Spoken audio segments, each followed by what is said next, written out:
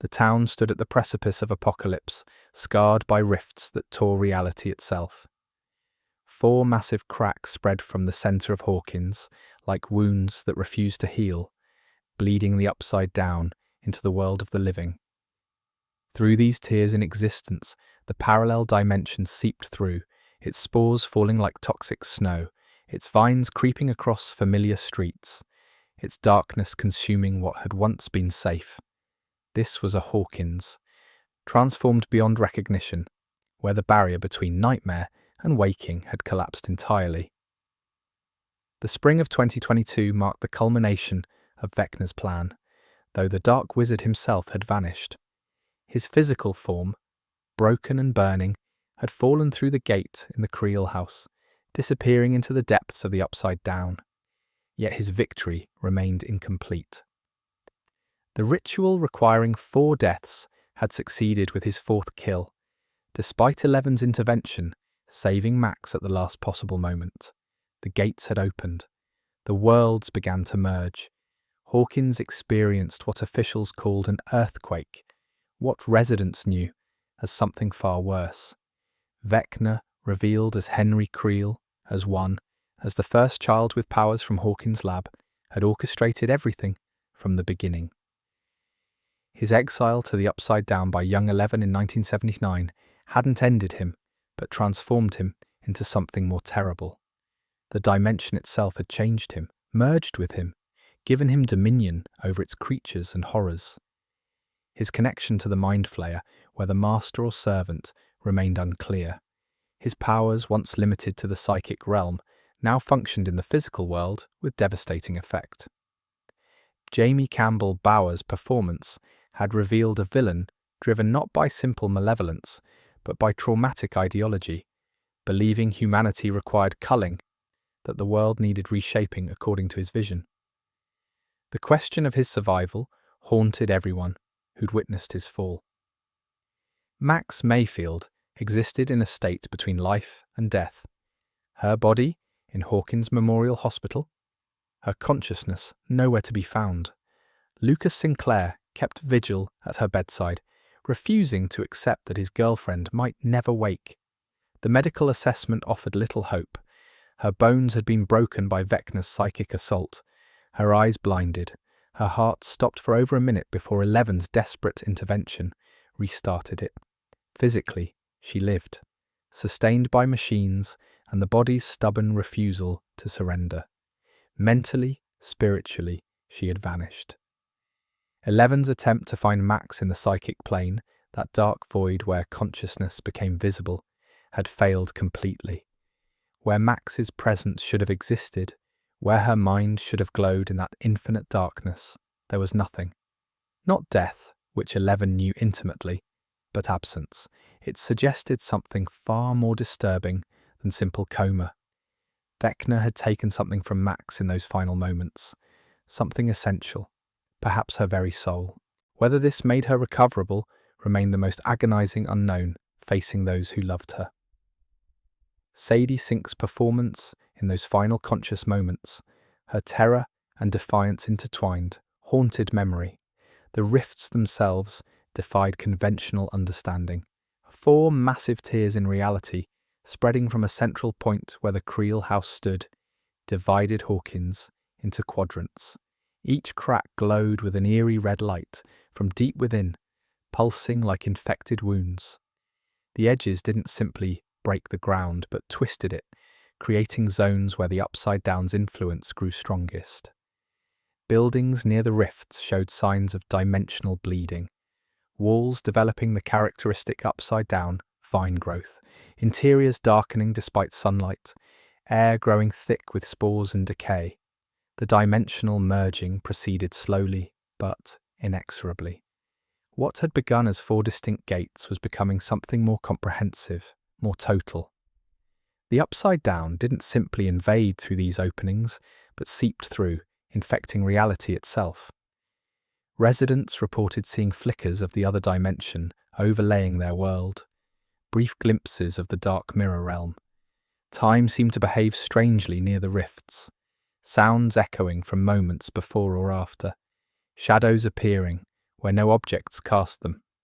The line between dimensions, once absolute, had become permeable, fragile, failing. Most concerning was the speed of expansion. Each day brought new reports of the rifts widening, new areas consumed by the spreading infection. Scientists brought in by the government measured growth rates suggesting total convergence within months if unchecked. The town was dying, transforming, becoming something that belonged fully to neither world but existed as nightmarish hybrid. Winter came early to the affected zones, that eternal cold from the upside-down chilling areas that should have felt spring's warmth. The dead landscapes spread like cancer through Hawkins' heart. The military response arrived swiftly and oppressively. Within days of the earthquake, armed forces established quarantine perimeters, isolating Hawkins from the outside world. Official explanations spoke of geological instability, dangerous gas leaks, environmental contamination requiring immediate containment. Residents who'd fled during the chaos found themselves unable to return. Those who remained found themselves trapped, their movements restricted, their communications monitored, their town transformed into open-air prison. The government's stated purpose was public safety, preventing whatever affected Hawkins from spreading beyond city limits. Their actual purpose, known to those paying attention, centered on containing information about the supernatural. The quarantine functioned less as protection than suppression. Reporters trying to enter found themselves turned away.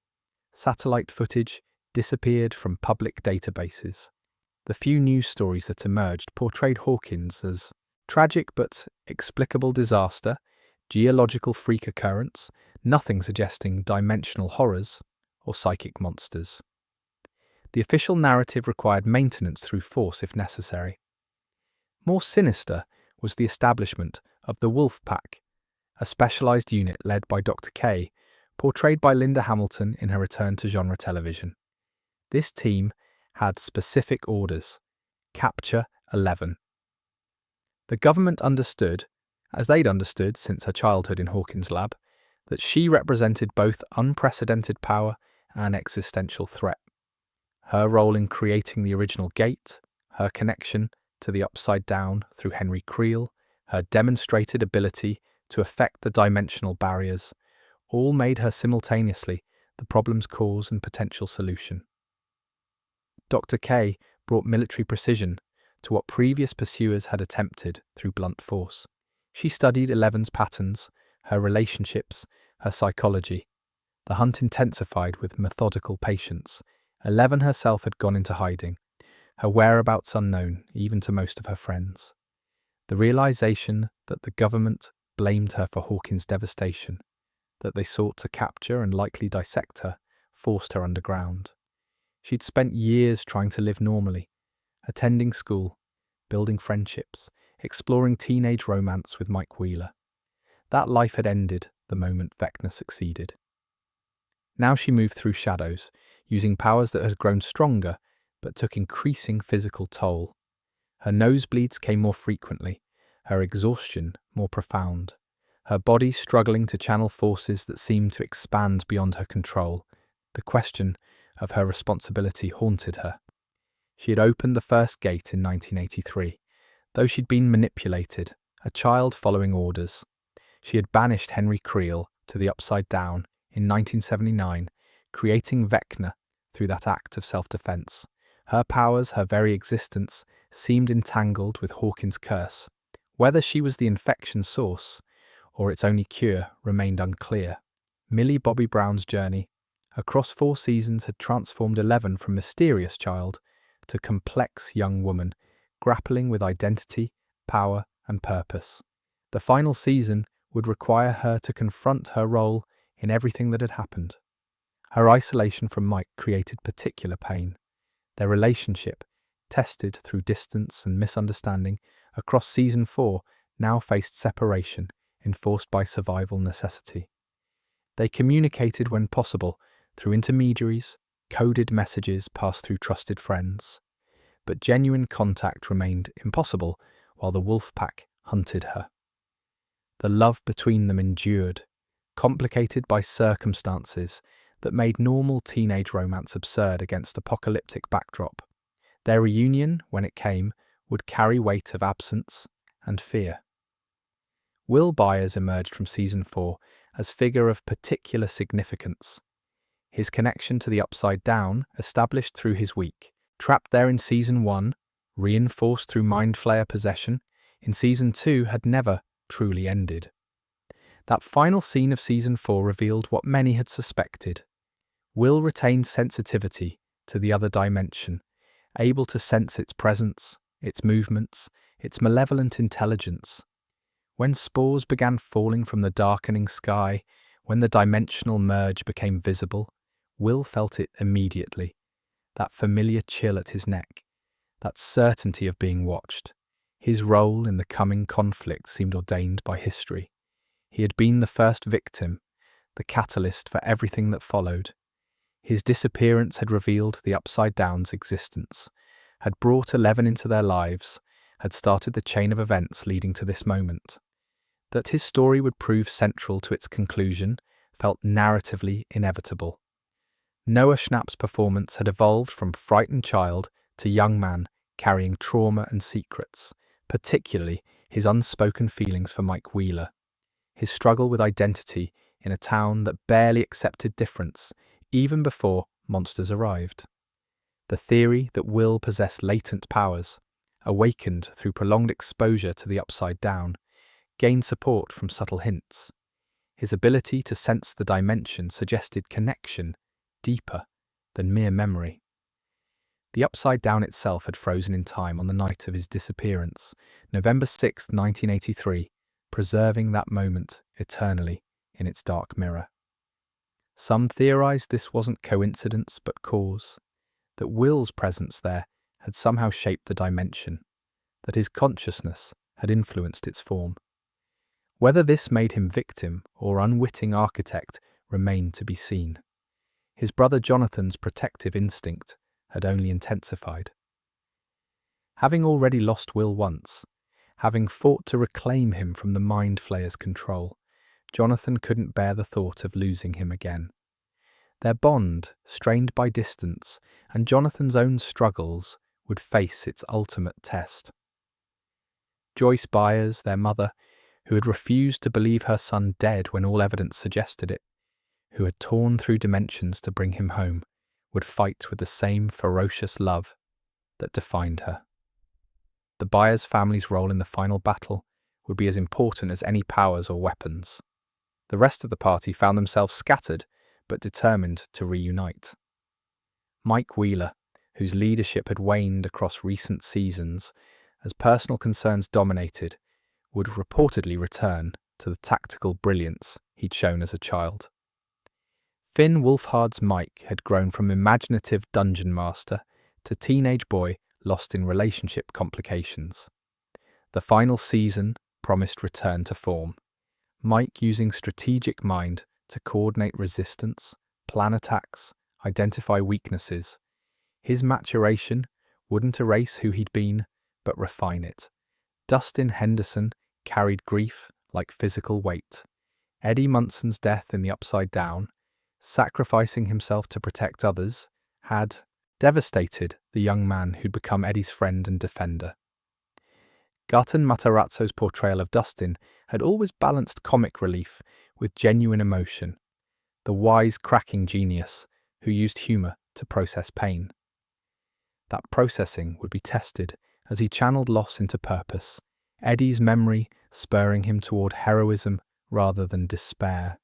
His scientific mind, his understanding of interdimensional theory, would prove crucial in finding solutions others missed. Lucas Sinclair's vigil at Max's bedside consumed him. Caleb McLaughlin's Lucas had evolved from nerdy kid to well-rounded teenager, navigating basketball team popularity while maintaining friendships that mattered more. Max's fate placed him at crossroads, between hope and acceptance, between fighting for her recovery and preparing for permanent loss.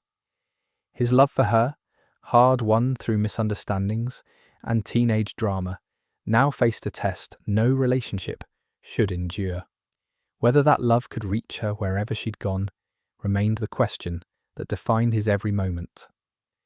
Nancy Wheeler's investigative instincts, honed through previous encounters with supernatural threat, would drive her toward answers others feared seeking. Natalia Dyer's Nancy combined determination with vulnerability, journalistic objectivity with personal investment. Her romantic situation, caught between Jonathan Byers and Steve Harrington, seemed almost trivial against Hawkins's apocalypse, yet emotional truth mattered regardless of external circumstances. Her choice, or refusal to choose, would impact group dynamics during moments requiring perfect coordination. Steve Harrington's transformation from antagonist to beloved hero had defined one of television's most satisfying character arcs. Joe Keery's portrayal made Steve simultaneously comedic and courageous, the former popular kid who'd found purpose protecting those younger and more vulnerable. His protective instinct toward the party, his willingness to face any danger for them, his gradual acceptance that Nancy might not choose him, all suggested trajectory pointing toward sacrifice. Whether that sacrifice would prove fatal remained speculation, but narratively, tragically, it made terrible sense. Robin Buckley brought humour and heart as Steve's platonic soulmate. Maya Hawke's performance had made Robin instantly beloved, her nervous rambling masking sharp intelligence, her coming-out storyline handled with grace. Her relationship with Vicky, tentative and sweet, provided rare moment of normalcy, reminder that life continued even as world ended. Her survival seemed likely, her future bright, her role providing levity when darkness threatened to overwhelm. Joyce Byers and Jim Hopper finally reunited after seasons of separation, death, and Russian imprisonment, deserved happiness they'd earned through suffering. Winona Ryder and David Harbour's chemistry grounded the show's supernatural elements in human emotion, parental love driving them to impossible acts. Their role in the final season would likely involve protecting their children one last time, using experience and determination against supernatural forces. Both had already died and returned, sacrificed and survived. Their ending, whatever it brought, needed to honour that journey. As the fall of 1987 approached, these scattered pieces awaited reassembly. 11 hunted by government forces she'd once been imprisoned by. Will sensing doom's approach through connection he couldn't sever. Max lost somewhere between death and life. The party separated by circumstance, but united in purpose. Hawkins itself transforming into hybrid realm where reality and nightmare merged. The military quarantine tightening, the rifts spreading, time running out, the questions multiplied with each passing day. Could Vecna be found and killed? Would Max's consciousness return? Could the dimensional merge be reversed? What was Eleven's true role in everything that had happened? Why was the Upside Down frozen in 1983? What did Will's connection mean? Could anyone survive what was coming? The 5th season's opening would need to establish not normalcy, but its complete absence. The chaos would begin immediately, sprinting from the start, throwing viewers into aftermath that had become prologue to something worse. Episode 1, bearing the title The Crawl, carries significance beyond its position as season premiere. The choice of crawl suggests movement through confined spaces, desperate progress under overwhelming pressure, advance measured not in strides but inches. Ross Duffer's description of it as among the series' most eventful episodes promised immediate immersion in chaos rather than gradual build-up. Where previous seasons had established baseline normalcy before supernatural disruption, this opening would plunge viewers directly into a world already broken. The episode likely opens with a cold open sequence establishing Hawkins' transformation. Perhaps aerial shots reveal the town from above, the 4 massive rifts visible as glowing scars across the landscape, military checkpoints blocking every exit, searchlights sweeping through darkness that falls too early. The camera might descend through falling spores, those particles from the upside down that drift constantly now, coating surfaces with toxic residue. Street level would reveal the true horror, familiar locations made alien through dimensional bleeding, vines creeping across the walls of the public library, the town square's gazebo half consumed by otherworldly growth, the movie theatre's marquee flickering with lights that cast wrong-coloured shadows. The opening narration, if present, might come from one of the party members, perhaps Mike Wheeler, establishing his return to leadership through voiceover, explaining the situation's gravity. Alternatively, the Duffers might choose to let visuals speak, trusting audiences to understand Hawkins' fate through atmospheric establishment alone.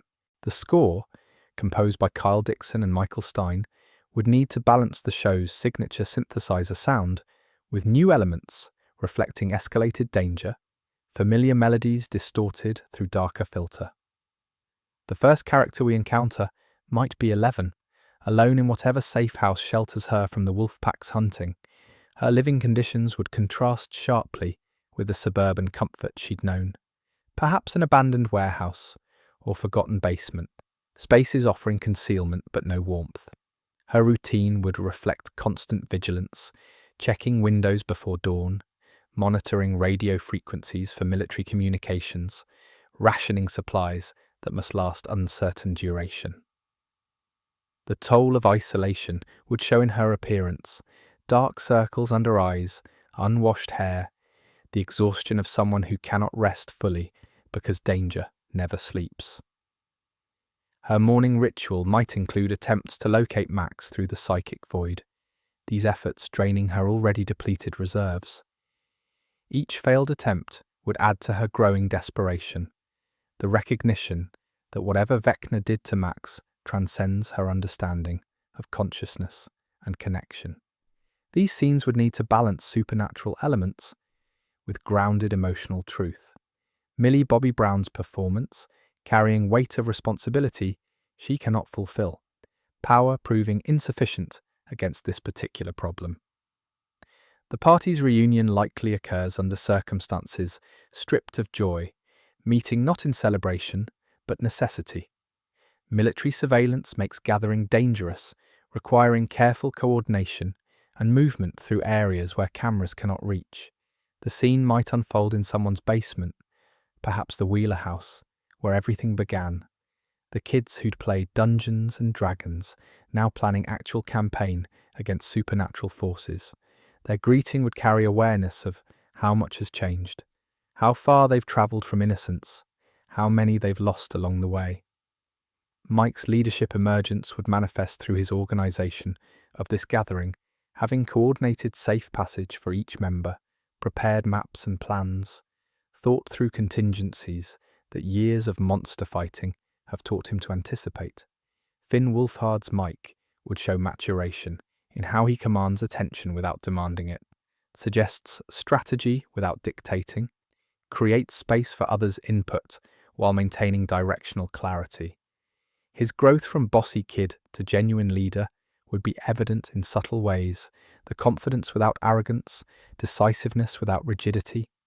The emotional beats of reunion would require delicate handling, balancing genuine warmth against crushing circumstances.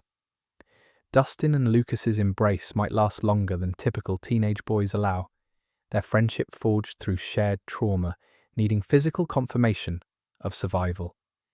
Will and Mike's reunion would carry additional complexity, Will's unspoken feelings adding layer of bittersweet, longing to relief at seeing his friend alive.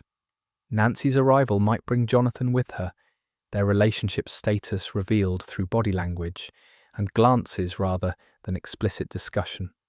Hopper's presence would bring parental authority and military expertise, his law enforcement background and Russian prison survival making him invaluable for navigating occupied town. David Harbour's Hopper has always balanced gruff exterior with protective instinct. The complicated man who found redemption through choosing to care about people again. His relationship with Joyce, now openly acknowledged, would provide brief moments of tenderness amid strategic planning, stolen glances, and touches reminding everyone that love persists even when world ends. The discussion of Max's condition would bring the room to somber silence. Lucas's report on her unchanged status, the doctor's pessimistic assessments, the medical reality that her body lives while her consciousness remains absent, all would weigh on those who remember her as vibrant, fierce, determined. Caleb McLaughlin's Lucas would struggle to maintain composure while describing his daily vigils, reading to her unconscious form, playing her favourite Kate Bush songs, maintaining hope against mounting evidence that hope may be futile. The group's offers of support, inadequate but sincere, would highlight their shared helplessness before this particular tragedy. Will's contribution to the meeting would centre on his unique sensitivity to the upside down. Noah Schnapp's Will, often sidelined in previous seasons' action, would step forward with information no one else could provide. He might describe sensations that wake him at night, visions that flash behind closed eyes, the constant awareness of Vecna's presence somewhere in the merged dimensions. His connection, burden, and gift makes him essential to finding their enemy.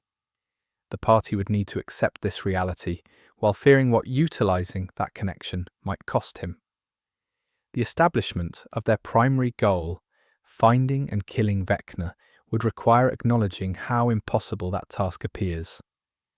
They lack weapons capable of harming him, lack knowledge of his current location, lack understanding of how to even approach someone whose powers work across dimensional boundaries. Their planning session might involve reviewing everything they know about him, spreading out notebooks and sketches, pointing to maps and diagrams, trying to construct strategy from fragments of information and desperate hope. The military presence makes every movement dangerous. Checkpoints positioned throughout town require identification, documentation of purpose, permission for travel between zones. The wolf pack's specific hunt for 11 means anyone associated with her faces heightened scrutiny, questions about her whereabouts delivered with threat barely concealed. The surveillance network Dr. K has established uses cameras, drones, and informants, creating an atmosphere of constant observation where privacy has become impossible luxury. Linda Hamilton's Dr. K might appear in scenes intercut with the party's planning, her command centre filled with monitors showing Hawkins from every angle, subordinates delivering reports on sightings and leads. Her character would need to avoid simple villainy, instead presenting as someone genuinely believing she serves national security, convinced that 11 represents threat requiring containment.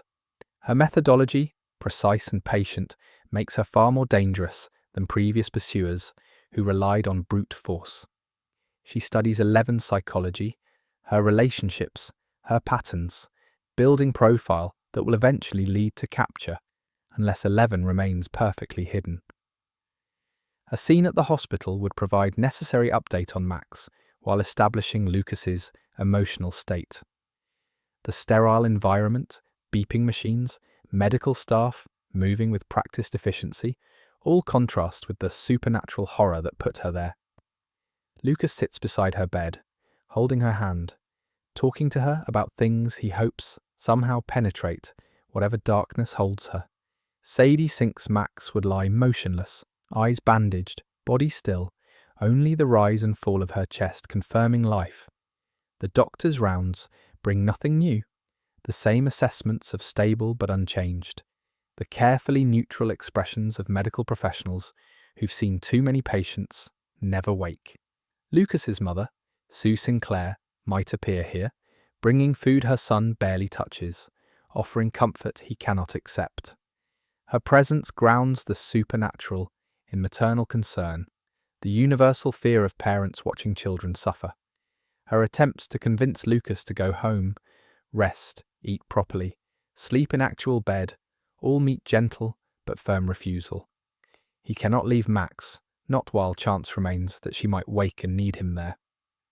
The scene would end with him returning to his vigil, perhaps opening a book to read aloud, maintaining one-sided conversation with determination that borders on denial. Dustin's storyline likely involves processing Eddie's death while contributing to the group's technical needs. Gaten Matarazzos. Dustin has always been the party's gadget expert, the one who understands walkie-talkies and radios, codes and frequencies, the technological side of their operations. His skills become crucial for coordinating movement under surveillance, hacking into systems, maintaining communication networks the military cannot monitor. Yet his hands shake while working, his usual enthusiasm muted by grief. Eddie's memory hanging over everything he does. A scene might show Dustin in Eddie's trailer, now abandoned and decaying, retrieving equipment or perhaps simply seeking connection to his lost friend. The trailer, already marked by poverty and stigma, has become shrine to someone the town still considers freak rather than hero. Dustin's anger at this injustice, his inability to make people understand that Eddie saved lives while they cowered in safety, would manifest in quiet moments of tears he tries to hide, furious wiping at eyes before others notice. Steve and Robin's partnership would provide moments of levity, their dynamic offering necessary breathing room from constant tension. Joe Keery and Maya Hawke's chemistry makes their scenes feel lived in, the comfortable banter of people who've survived too much together to pretend everything's fine, but refuse to let horror define every moment. They might be assigned reconnaissance, using Steve's car to patrol areas where military presence seems lightest, documenting upside-down spread, searching for patterns that might reveal Vecna's location. Their conversation during these patrols would balance humour with horror, jokes about their absurd situation, interrupted by genuine fear when they encounter zones where dimensional merge has progressed furthest. Robin's running commentary, that nervous rambling she uses to process stress, would fill silences between sightings of creatures that shouldn't exist. Steve's protective instinct toward her, platonic but fierce, would show in how he positions himself between her and danger, how he checks that she's okay after close calls, how he listens to her fears, even while hiding his own. Nancy's investigative approach would involve researching what little information exists about Victor Creel's original crimes, the history of the Creel house, anything that might reveal weakness in Henry's transformation to Vecna. Natalia Dyer's Nancy brings methodical intelligence to chaos, the journalist's instinct for finding truth in fragments of evidence. Her work might take her to the library, if it remains accessible, or to old newspaper archives, physical records predating digital databases that surveillance cannot easily monitor. Jonathan's role would likely involve photography, documenting the dimensional merge for potential evidence, for historical record, or simply because creating art helps him process trauma. Charlie Heaton's Jonathan has always observed rather than led, the quiet presence providing support while others take spotlight. His photography captured normalcy in Season 1. Now it captures apocalypse, lens focusing on horror that eyes want to avoid. His concern for Will, watching his brother struggle with connection to the upside down, would manifest in protective hovering Will finds simultaneously annoying and comforting. The anniversary of Will's disappearance, November 6th, approaches as the episode progresses. Characters might mark days on calendars, mention time passing, reference the symbolic weight of that date when everything began. The show has always treated anniversaries as significant, moments when supernatural forces intensify, when barriers thin further. The coincidence of the final season's climax likely falling near or on that date would not be coincidence at all, but deliberate mythological choice, bringing story full circle to its origin point. An encounter with upside-down creatures would provide necessary action sequence, reminding audiences that physical danger accompanies existential dread. Perhaps while conducting reconnaissance, Steve and Robin stumble across demobats, those flying horrors that killed Eddie. The resulting fight, chaotic and desperate, would showcase Steve's baseball bat skills, Robin's quick thinking, their practiced coordination. The narrow escape would leave them shaken, understanding that Hawkins has become hunting ground, where humans are prey. The episode's climax might involve a close call with the wolf pack, Dr. K's forces nearly capturing someone who knows Eleven's location. The sequence would generate tension through near miss rather than direct confrontation, characters using knowledge of Hawkins' geography to evade pursuit, ducking through backyards and forgotten paths, the town itself providing refuge to those who know its secrets. The escape succeeds, but reinforces how precarious their situation remains, how capture and interrogation threaten not just individuals, but everyone connected to them. A scene between Hopper and Joyce would provide emotional anchor, two people who've lost too much finding solace in each other's survival.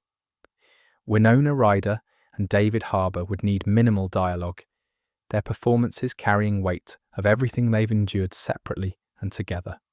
Hopper's guilt over the town he couldn't protect as chief, Joyce's fear for her sons facing danger again, both would surface in quiet conversation, hands finding each other in the darkness, drawing strength from presence that circumstances keep threatening to tear away. The episode concludes not with resolution, but with deepened commitment. The party, now fully reunited and armed with plan however desperate, prepares to actively hunt their enemy rather than merely reacting to his attacks. Mike's final speech, brief but stirring, would encapsulate their position. They cannot run, cannot hide, cannot wait for rescue that will not come. The only path forward leads through horror toward uncertain victory or certain death. But they've faced impossible odds before and survived. They'll face them again together. The final shot might mirror the premiere's opening, pulling back to aerial view of Hawkins as night falls, the rifts glowing like wounds, military searchlights sweeping streets, spores falling like snow. But now we know who moves through those streets, what plans form in basement meetings, what determination drives children forced to become warriors. The crawl has begun, agonizing progress through confined space of occupied town, toward confrontation with evil that seems undefeatable.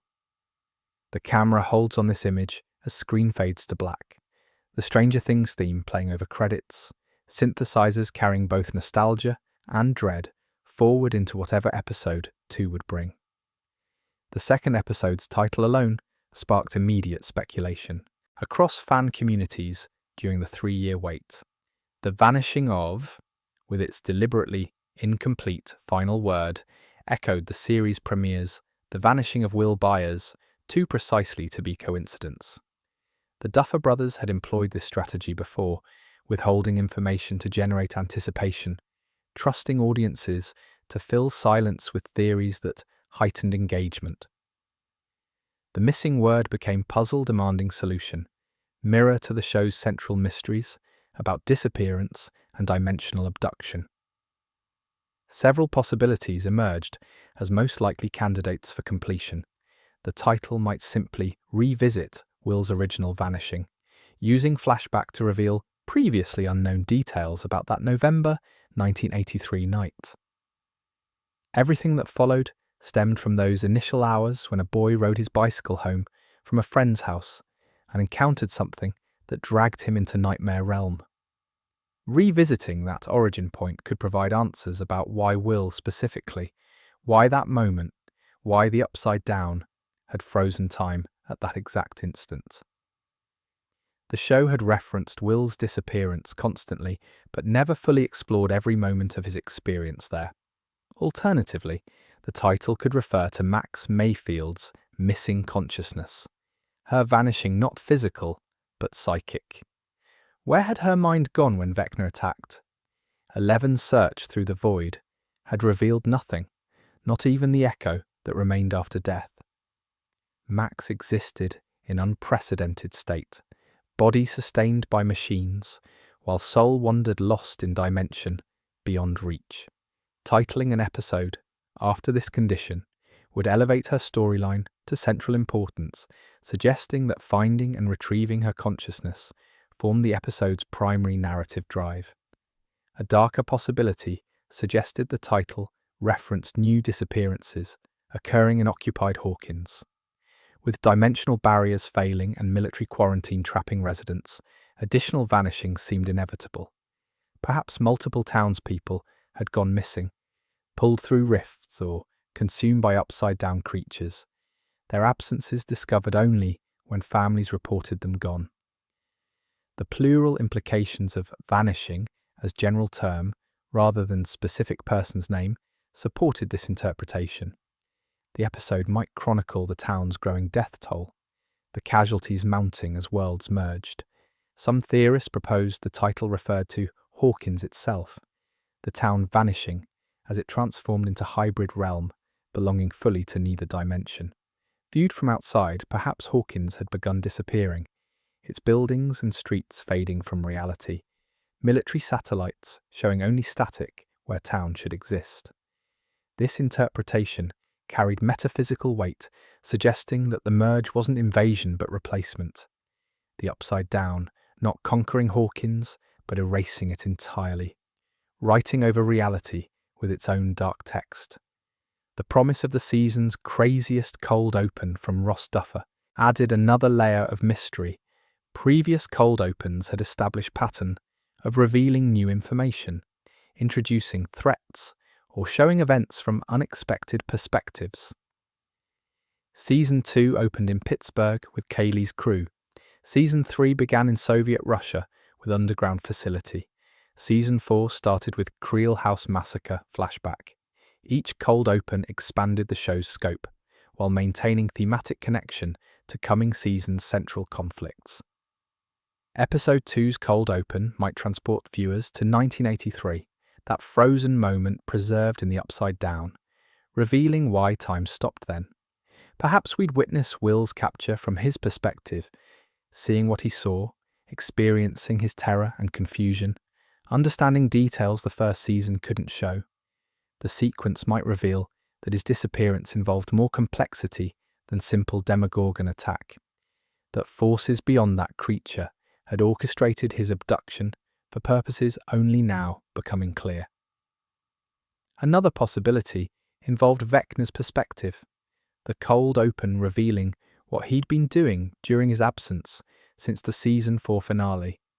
His fall through the Creel House gate had taken him somewhere, to some depth of the Upside Down, where he recovered, regrouped, strengthened himself for final assault. A cold open from his viewpoint, seeing through his eyes, experiencing his thoughts through voiceover or visual metaphor, would establish his presence as threat, even while his location remained unknown. Jamie Campbell Bower's disturbing performance combined with body horror makeup had made Vecna genuinely frightening. Giving him cold open would reinforce his status as apex predator. Time manipulation theories gained support from the cold open's craziest description. If the show intended to reveal temporal mechanics, paradoxes, or loops, a disorienting cold open that played with chronology would achieve maximum impact. Perhaps the sequence would show multiple timelines simultaneously, characters making different choices, realities branching and converging. The Duffer Brothers had flirted with time elements throughout the series without fully committing. The final season represented their last opportunity to deploy this narrative tool. The episode's main action likely begins with Eleven's continued attempts to reach Max through psychic means. Each effort drains her further, nosebleeds becoming more severe, exhaustion accumulating until her body trembles from exertion. Millie Bobby Brown's physicality would need to convey someone pushing past safe limits, using power that demands price she can barely afford. The void sequence, that infinite darkness where consciousness appears as light, would show Eleven searching desperately through emptiness, calling Max's name into nothing, receiving only silence in return. The psychological toll of these failures would manifest in Eleven's growing desperation. She'd survived government labs, hostile foster homes, interdimensional conflicts, always through strength and determination, but this challenge-resisted force required something she didn't possess, understanding of consciousness and soul beyond her experience, Her frustration might explode in telekinetic outburst, objects flying, walls cracking, power lashing out in all directions before she regains control. The scene would need to balance supernatural spectacle with human vulnerability, girl discovering limits of ability she'd relied upon as defining characteristic. Joyce's role might involve supporting Eleven through this ordeal, the maternal figure, understanding better than anyone what it means to refuse accepting loss. Joyce had torn through dimensions to retrieve Will, had believed he lived when everyone else counselled acceptance. Her presence during 11 searches would provide both practical support, ensuring the girl eats and rests between attempts, and emotional encouragement. The voice insisting that giving up represents only certain defeat. Winona Ryder's Joyce channels desperation into action, never content with passivity when activity offers even impossible hope. The discovery that changes everything might come through unexpected route. Perhaps during one search, 11 senses something, not Max but presence connected to her, fragment of consciousness clinging to existence in place. 11 hadn't thought to look. The Upside Down itself could hold pieces of Max, scattered by Vecna's attack, rather than simply taken. This revelation would transform the search from impossible task to difficult one, from looking everywhere for nothing to hunting specific locations for fragments that might be reassembled. Will's involvement becomes crucial here. His connection to the Upside Down, his ability to sense its movements and geography, could guide 11 toward places where Max's consciousness might have lodged. Noah Schnapp's Will, stepping into significance after seasons of marginalization, would demonstrate that his suffering hadn't been meaningless, that the connection forced upon him serves purpose in saving someone he cares about. His directions might be imprecise, feelings rather than coordinates, sensations of warmth or recognition pulling him towards specific locations within the merged dimension. The party's parallel investigation into Vecna's whereabouts proceeds through systematic exploration. Mike's strategic planning divides Hawkins into sectors, assigns teams to search each zone, establishes check-in protocols and emergency procedures. Finn Wolfhard's Mike brings Dungeon Master mentality to real-world tactics, treating Vecna Hunt as campaign requiring careful preparation and coordinated execution. His leadership here contrasts with Season 4's passivity, demonstrating maturation that circumstances demanded. Dustin's technical expertise enables this coordination. He's rigged communication system using stolen military equipment, encrypted channels that Dr. K's surveillance cannot easily penetrate. Gutton Matarazzo's Dustin works with hands that shake occasionally, Eddie's memory surfacing whenever he handles equipment similar to what his friend used. The juxtaposition of grief and genius, mourning and mission creates complex portrait of young man processing loss through action, honouring the dead by fighting to protect the living. The search team's encounters with upside-down contamination reveal escalating danger. Areas near the rifts show advanced transformation. Buildings whose interiors exist simultaneously in both dimensions. Hallways where taking wrong turn deposits you in nightmare realm. Rooms where gravity functions unreliably and time moves at inconsistent speed. These zones resist human presence, the atmosphere itself hostile, breathing requiring conscious effort against air thick with spores and decay. Nancy and Jonathan's team might discover evidence of Vecna's passage, signs that something massive and malevolent moved through area recently. Natalia Dyer's Nancy brings investigative eye to supernatural crime scene, noting details others miss, recognizing patterns in destruction and residue. Charlie Heaton's Jonathan documents everything through camera lens, creating record that might prove useful even if immediate analysis yields nothing.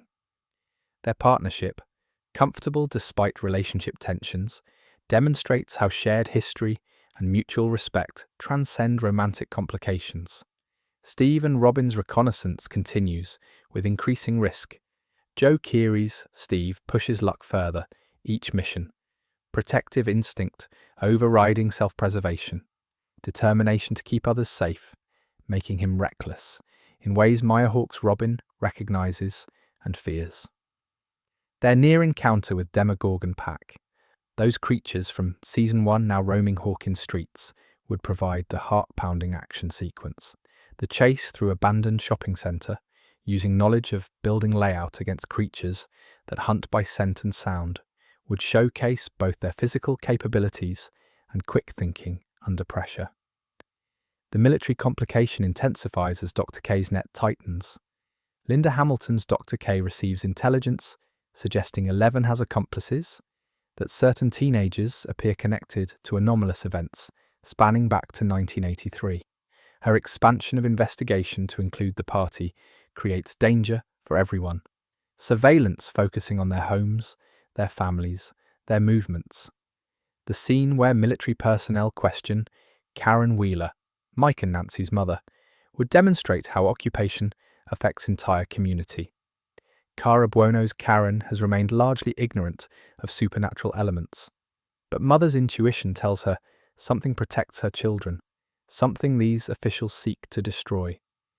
A confrontation between Hopper and military personnel might showcase David Harbour's ability to project authority despite lacking official position.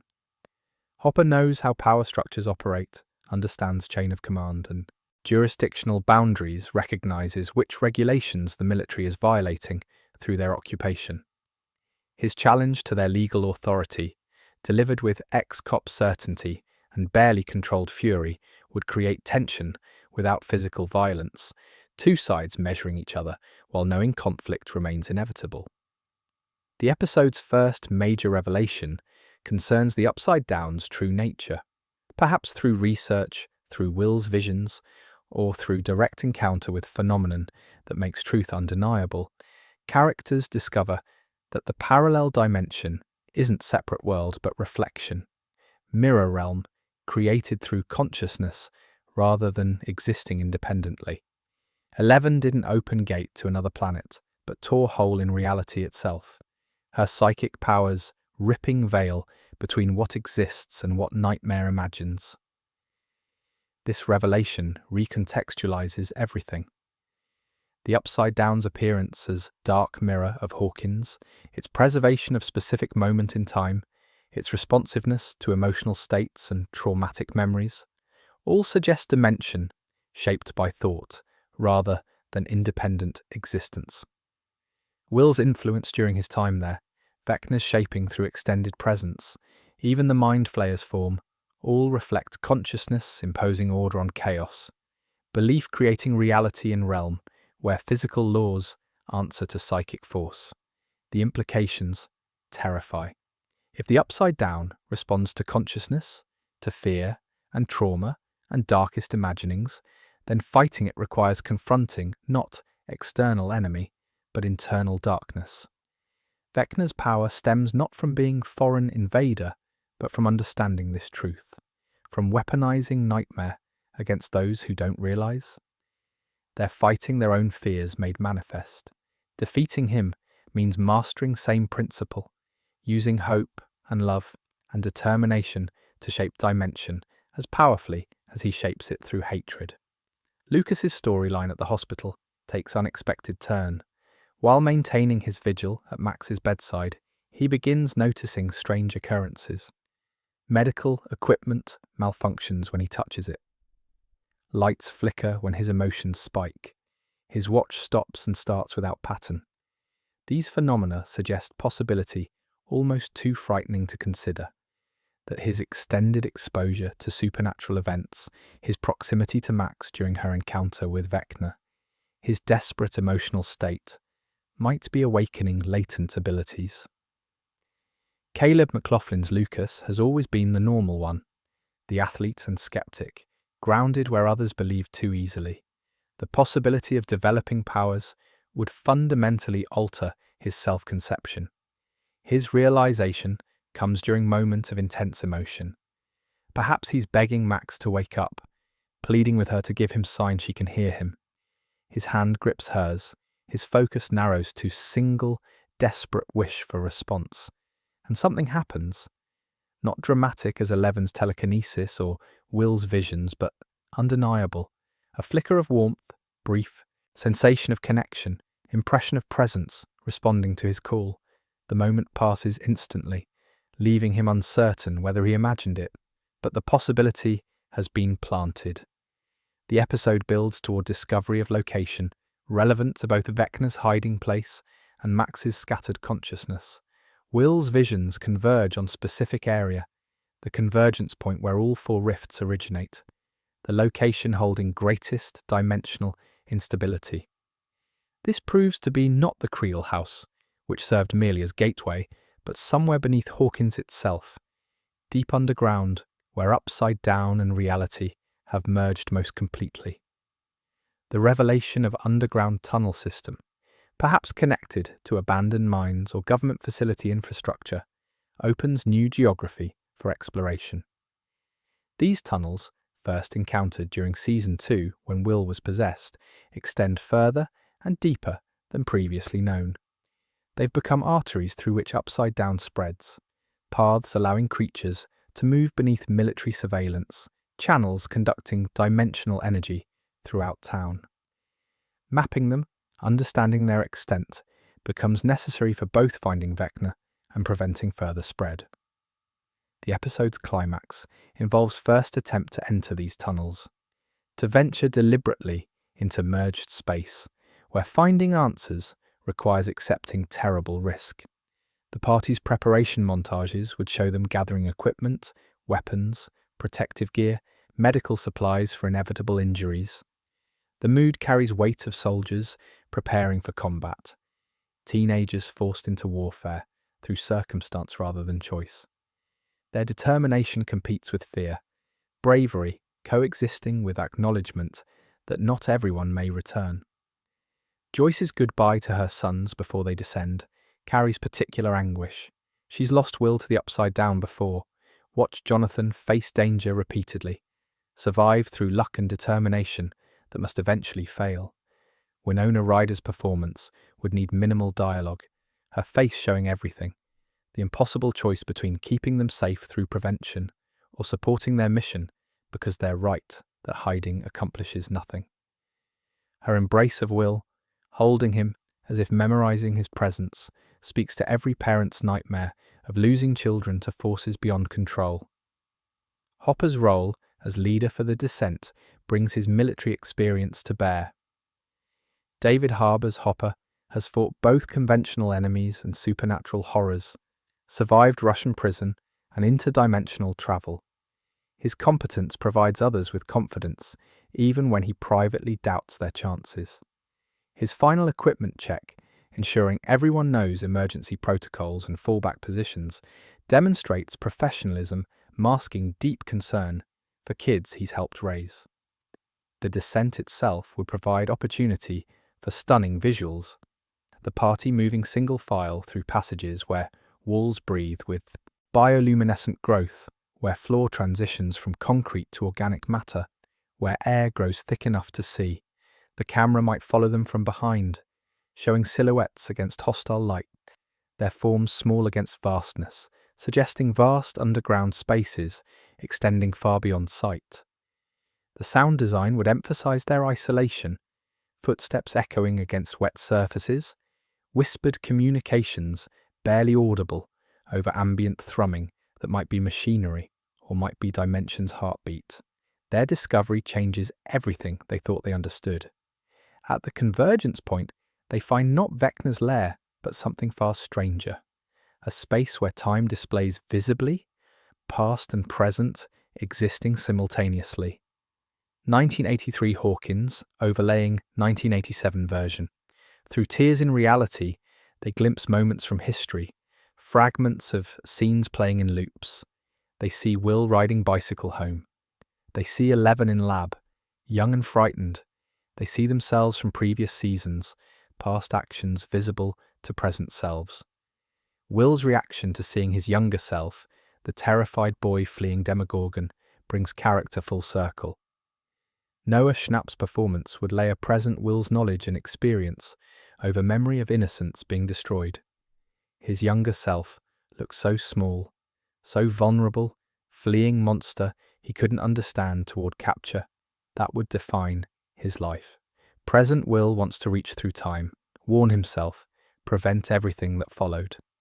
But time doesn't work that way. The past remains fixed.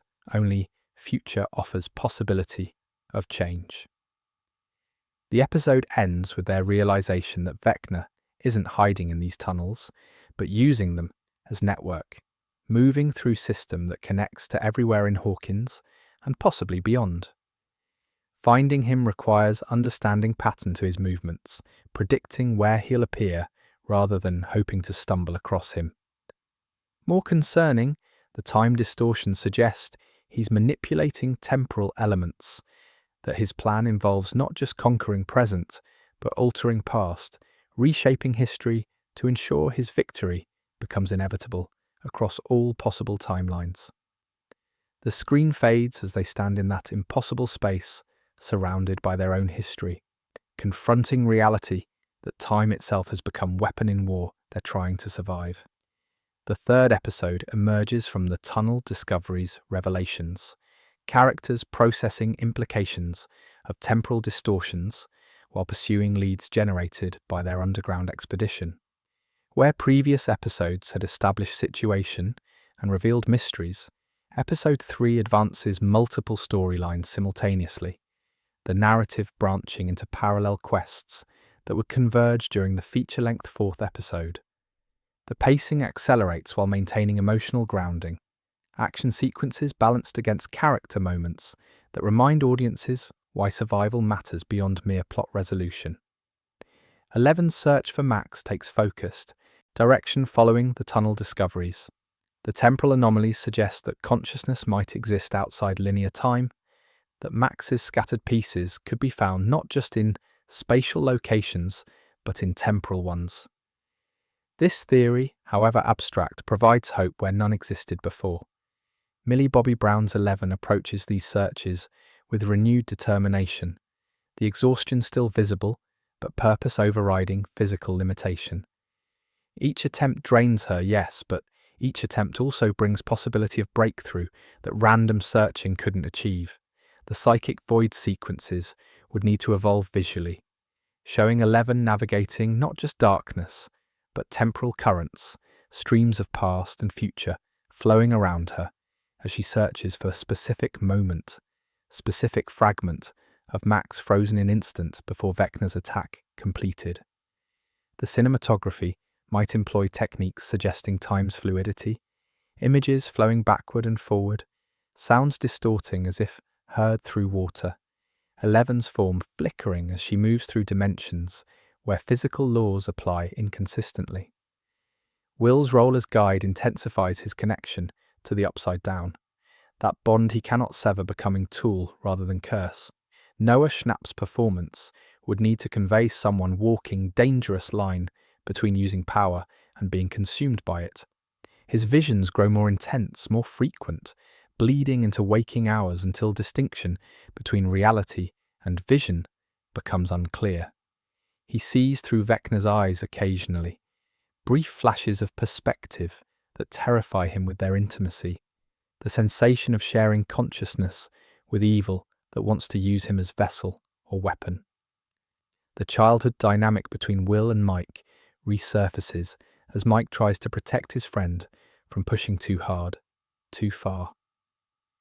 Finn Wolfhard's Mike recognizes Will's tendency toward self-sacrifice, the quiet boy who endured so much believing his suffering served purpose.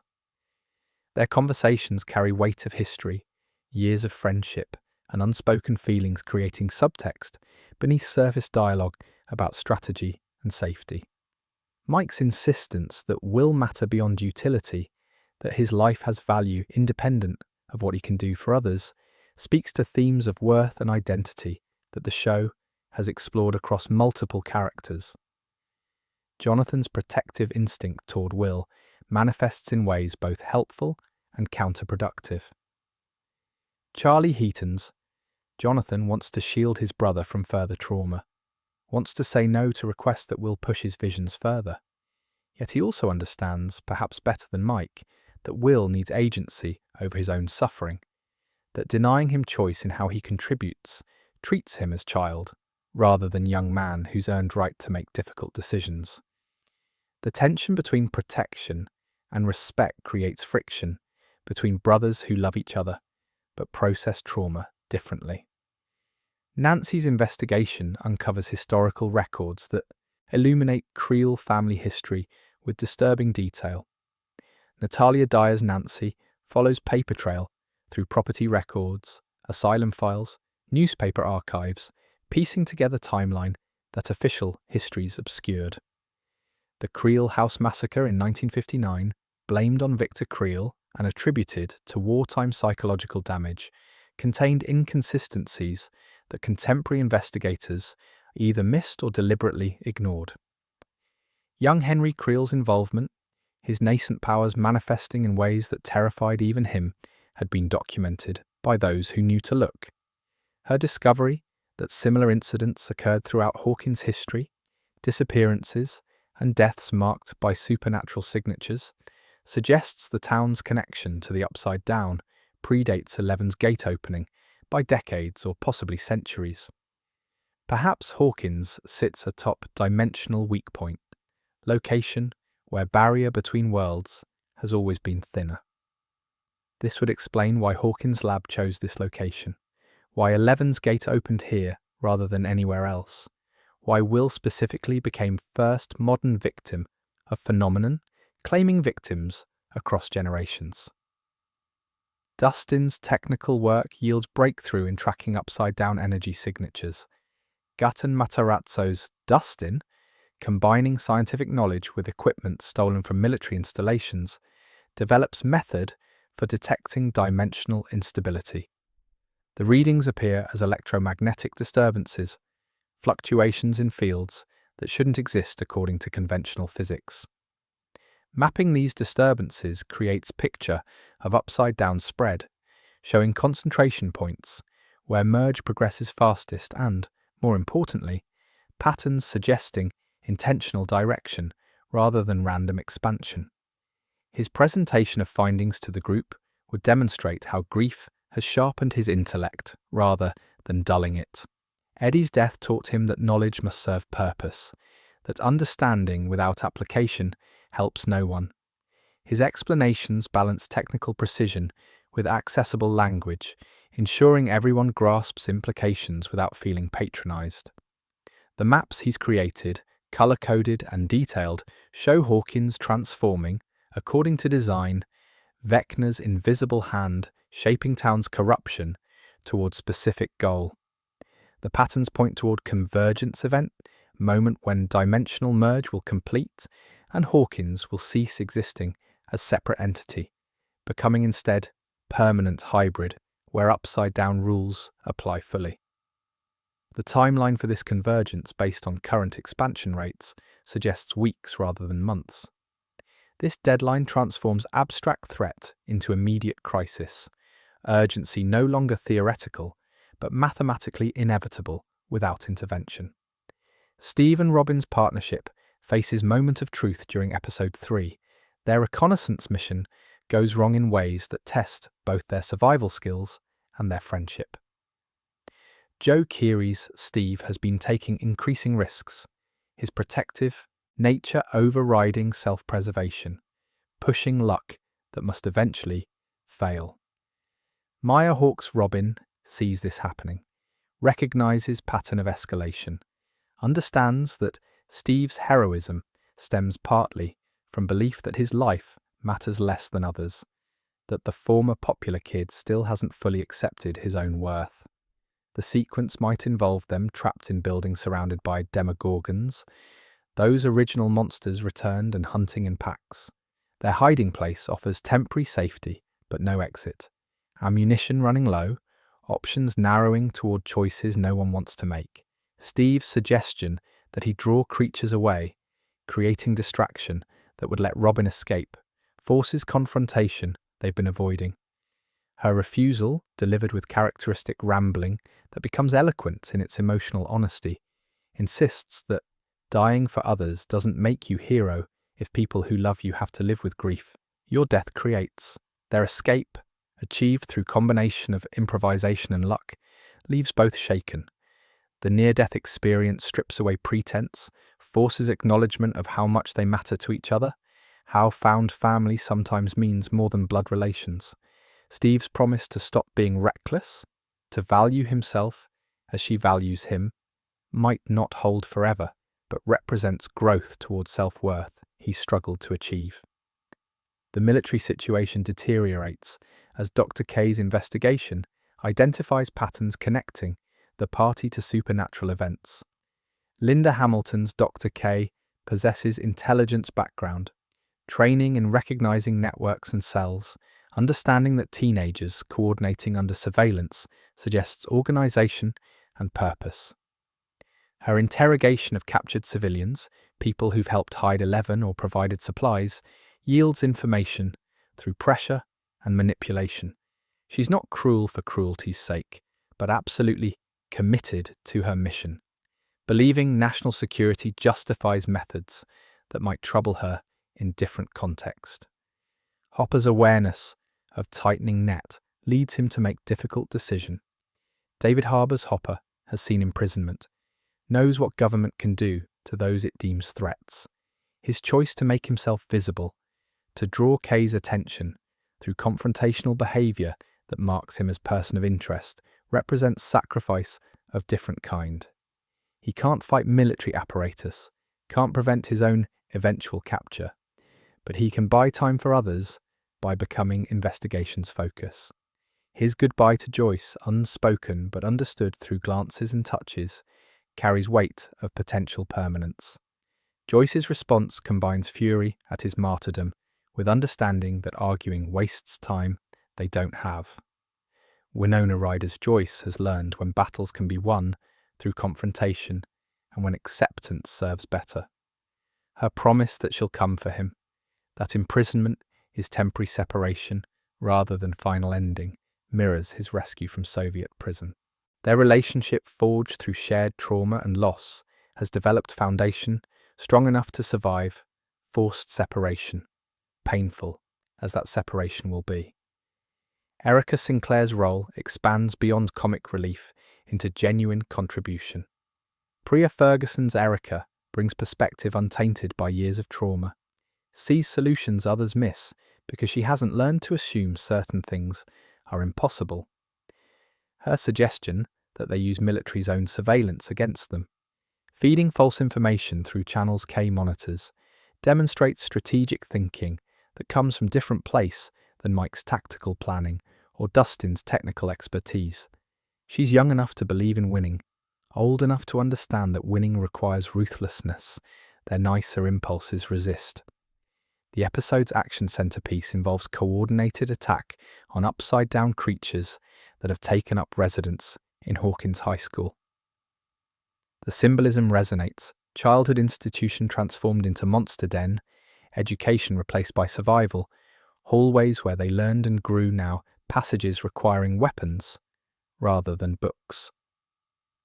The assault serves dual purpose, clearing creatures from strategic location and testing whether human forces can meaningfully push back against upside-down incursion, or whether resistance merely delays inevitable defeat.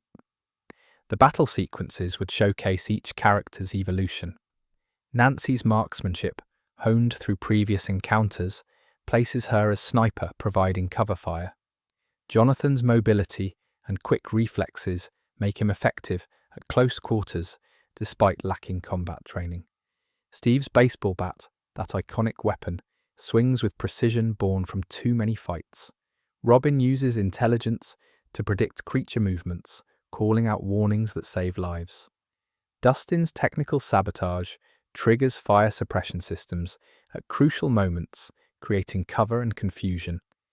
Will's sensitivity lets him detect creatures approaching before others perceive them.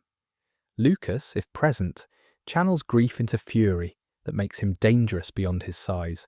Mike's coordination holds them together, his strategic mind processing multiple variables, adjusting plans as situations shift. making decisions that keep everyone alive through combination of luck and calculation. Finn Wolfhard's Mike demonstrates leadership different from Hopper's military command or Nancy's determined focus. His leadership comes from understanding people, knowing who needs encouragement and who needs space, trusting others' competence while maintaining awareness of overall situation.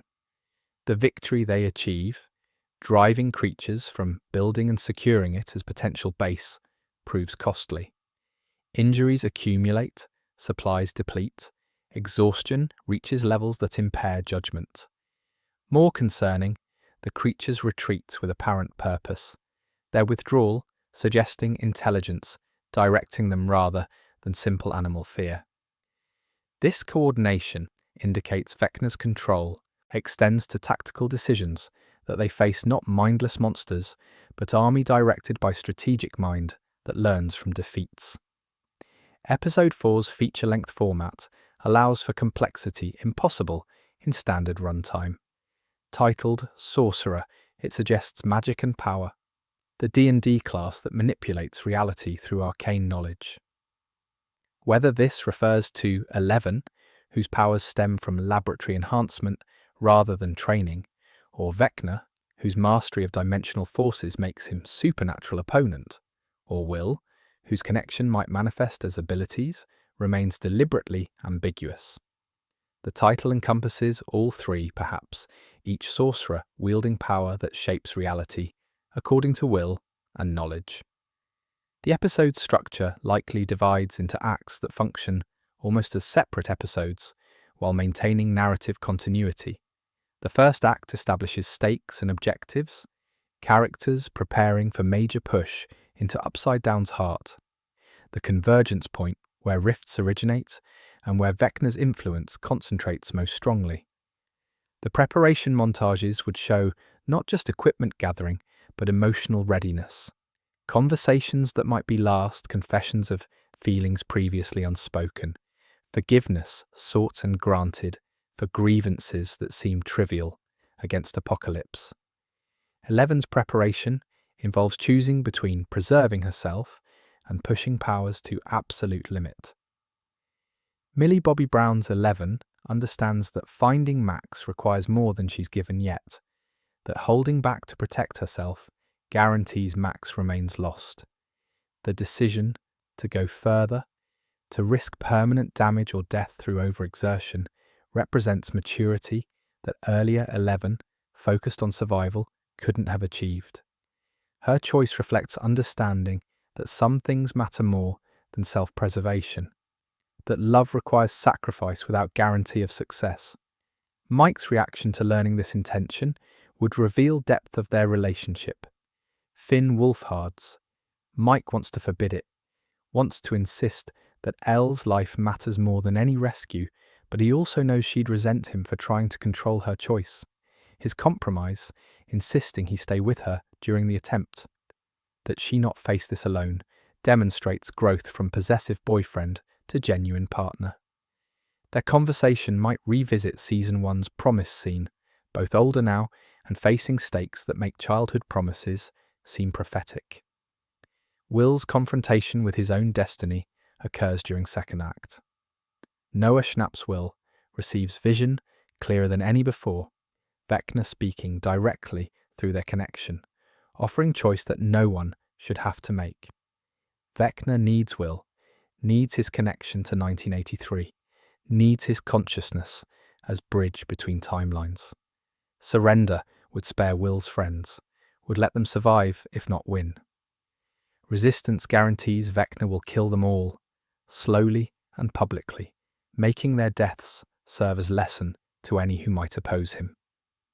The temptation isn't power, as it was for Henry Creel, but peace. Will has been fighting since age 12, has never known life without fear, without connection to horror, without difference that isolates him from normalcy others take for granted. Vecna offers ending to that suffering, promise that it stops if Will simply accepts what seems inevitable anyway. The choice between brief defiance, leading to everyone's death, and surrender that saves them represents impossible moral calculus, trolley problem on cosmic scale. Mike's discovery of Will's temptation, his passionate insistence that living with Will matters more than any promise of survival through his sacrifice, finally addresses feelings that neither boy has fully voiced. Finn Wolfhard and Noah Schnapp's chemistry allows this moment to carry weight without requiring explicit romantic declaration. Mike's promise that they'll find another way, that Will's life has worth beyond utility, that he matters not, despite but including all aspects of who he is, provides Will with reason to refuse Vecna's offer. Love doesn't conquer evil directly, but gives Will strength to keep fighting even when surrender seems merciful. The expedition into the convergence point forms the episode's extended second act. The party descends through tunnels they've mapped, moving toward location where dimensional barriers have collapsed most completely. The cinematography would emphasize claustrophobia and disorientation, narrow passages opening into vast caverns, gravity behaving inconsistently, time flowing at variable speeds in different zones. The practical effects and CGI combination that defined previous seasons' upside-down sequences would reach peak execution, creating an environment that feels simultaneously alien and familiar, nightmare geography that follows dream logic rather than physical laws.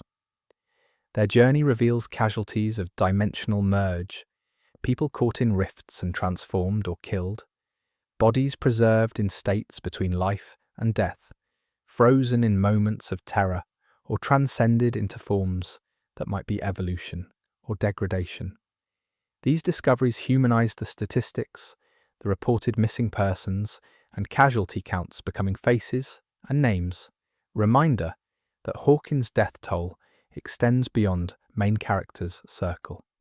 The moral weight of their mission increases with each discovered victim, proof that delaying action costs lives, that their survival matters less than stopping Vecna before he claims more innocence. Max's consciousness fragments manifest as glowing points of light, scattered throughout the convergence zone like stars in darkness. Eleven's ability to perceive them, to recognize Max's essential self distributed across space and time, represents the game-changing revelation that Millie Bobby Brown's performance must sell through physicality and focus. The fragments drift according to currents she can barely sense, requiring her to navigate temporal flows while maintaining awareness of present physical danger from creatures that infest these depths. The collection process demands everything from 11. Each fragment she grasps and incorporates requires holding multiple temporal states simultaneously, experiencing Max's memories and emotions while maintaining own identity, past and present bleeding together in ways that threaten coherence.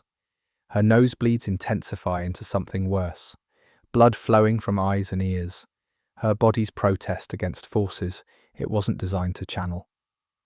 Mike's support, his presence providing anchor to present moment, allows her to push further than solo attempt would permit. Lucas's presence becomes crucial in an unexpected way. His developing sensitivity to Max, that connection born from love and proximity to her trauma, manifests as ability to sense which fragments belong to her core self versus peripheral memories. Caleb McLaughlin's Lucas, the normal kid who's remained mostly powerless throughout series, discovers that love itself carries power in dimension shaped by consciousness and emotion. His guidance helps 11 navigate complex topology of scattered self, identifying pieces that must be recovered versus those that can be safely left. The reassembly of Max's consciousness occurs during sequence that would require extraordinary visual effects and emotional acting.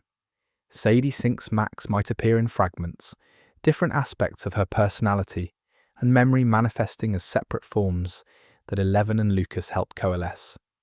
Young Max, who loved skateboarding, and Billy before he became abusive. Angry Max dealing with parents' divorce and relocation. Grieving Max after Billy's death. Max in love with Lucas, despite walls she'd built around Hart. All these versions existing simultaneously until Eleven's power knits them into singular whole, complete person, rather than scattered fragments. The cost of this working manifests immediately. Eleven's physical collapse, her powers burnt out possibly permanently through exertion that exceeded safe limits, leaves her vulnerable at a moment when vulnerability might be fatal. Mike's attempts to wake her, to get response from her unconscious form, create tension around whether she's merely exhausted or whether she's damaged herself beyond recovery. The ambiguity serves narrative purpose, making her survival uncertain, raising stakes for remaining episodes. Max's awakening, if it occurs during this episode, would require delicate performance from Sadie Sink. She's been scattered across time and space, reassembled through powers she doesn't understand, returned to body that suffered tremendous trauma. Her confusion and disorientation, her struggle to remember who she is and what happened, would manifest through physical uncertainty, borrowed gestures from different age versions of herself, speech patterns shifting as different memories surface. Lucas's presence helps ground her, his face and voice serving as constants that help her coalesce into person she was, changed by experience, but fundamentally herself. Alternatively, the episode might end with Max's consciousness restored, but her body unresponsive, brain activity resumed but connection between mind and physical form damaged by weeks of separation. This bleaker possibility would save her without saving her fully, giving Lucas back someone he loves while denying them future together in meaningful way. The cruelty of this half-victory would be very much in line with show's willingness to deliver bittersweet outcomes rather than clean resolutions. Vecna's appearance transforms the episode's final act from rescue mission to combat encounter.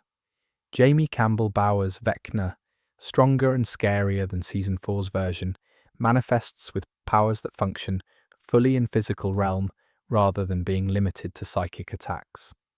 His body, regenerated during absence, shows integration with Upside Down's biomechanical aesthetic, less human and more elemental, becoming avatar of dimension itself rather than merely its most powerful inhabitant. The battle that follows would showcase everyone's abilities pushed to absolute limit. Will's connection to Upside Down allows him to manipulate environment, turning Vecna's own realm against him, creating barriers and weapons from surrounding material. This manifestation of latent powers, triggered by necessity and connection, demonstrates that Will is more than victim or censor, that he carries potential to be genuine threat to Vecna's plans. Noah Schnapp's performance would need to convey someone surprised by own capabilities, frightened by what he's becoming, but committed to using whatever advantage manifests. Mike's role shifts from coordination to protection, keeping others alive through tactical awareness while having no powers to directly threaten Vecna. Finn Wolfhard's Mike demonstrates that leadership means making impossible decisions, choosing who to save when saving everyone isn't possible, bearing weight of those choices afterward. His willingness to position himself between danger and his friends, to use his body as shield despite lacking ability to survive what would hit him, shows how completely he's internalized the role forced upon him. Nancy and Jonathan fighting together, combining her precision with his quick reflexes, create effective team despite romantic complications. Natalia Dyer and Charlie Heaton's characters have history and trust that transcends whatever happens or doesn't happen romantically. Their partnership born from shared battles and mutual respect. Their coordination during chaos, the unspoken communication that lets them work as unit, demonstrates relationship transcending simple category. Steve's moment of heroism, the action that risks or costs everything, would pay off his arc from selfish teen to selfless protector. Joe Keery's Steve has been building toward this moment across multiple seasons, his character defined increasingly by willingness to face danger for others' sake. Whether his sacrifice proves fatal or whether he survives to continue journey matters less than the choice itself. The decision that confirms his transformation is complete and permanent. The episode's conclusion brings partial victory and terrible cost. Vecna is wounded but not killed, driven back into Upside Down's depths rather than destroyed. Max is recovered but damaged, alive but changed by what she experienced. Eleven's powers are gone or diminished, her greatest weapon potentially stripped away at the moment when it's needed most. The convergence event is delayed but not prevented, the timeline extended from weeks to months, but doom only postponed rather than averted. Volume 1 ends here on November 26th, with audience left in deliberate agony. The cliffhangers are emotional rather than purely plot-based, character fates uncertain, relationships fractured or transformed. The question of whether they can actually win seeming more doubtful than ever. The month until Christmas volume promises to feel eternal, speculation running wild about who survives, who's changed permanently, whether hope remains realistic, or whether they're merely delaying inevitable defeat. Volume 2's Christmas Day arrival carried intentional irony, the holiday's associations with hope and family reunion contrasting sharply with darkness these 3 episodes would deliver. The scheduling positioned Stranger Things against seasonal viewing traditions, families gathering for celebration, finding themselves choosing between festive entertainment and apocalyptic drama. That Netflix-released content designed to devastate on December 25th spoke to confidence in audience commitment, trust that investments spanning 9 years would override holiday cheer's appeal. The month between volumes allowed speculation to reach fever pitch.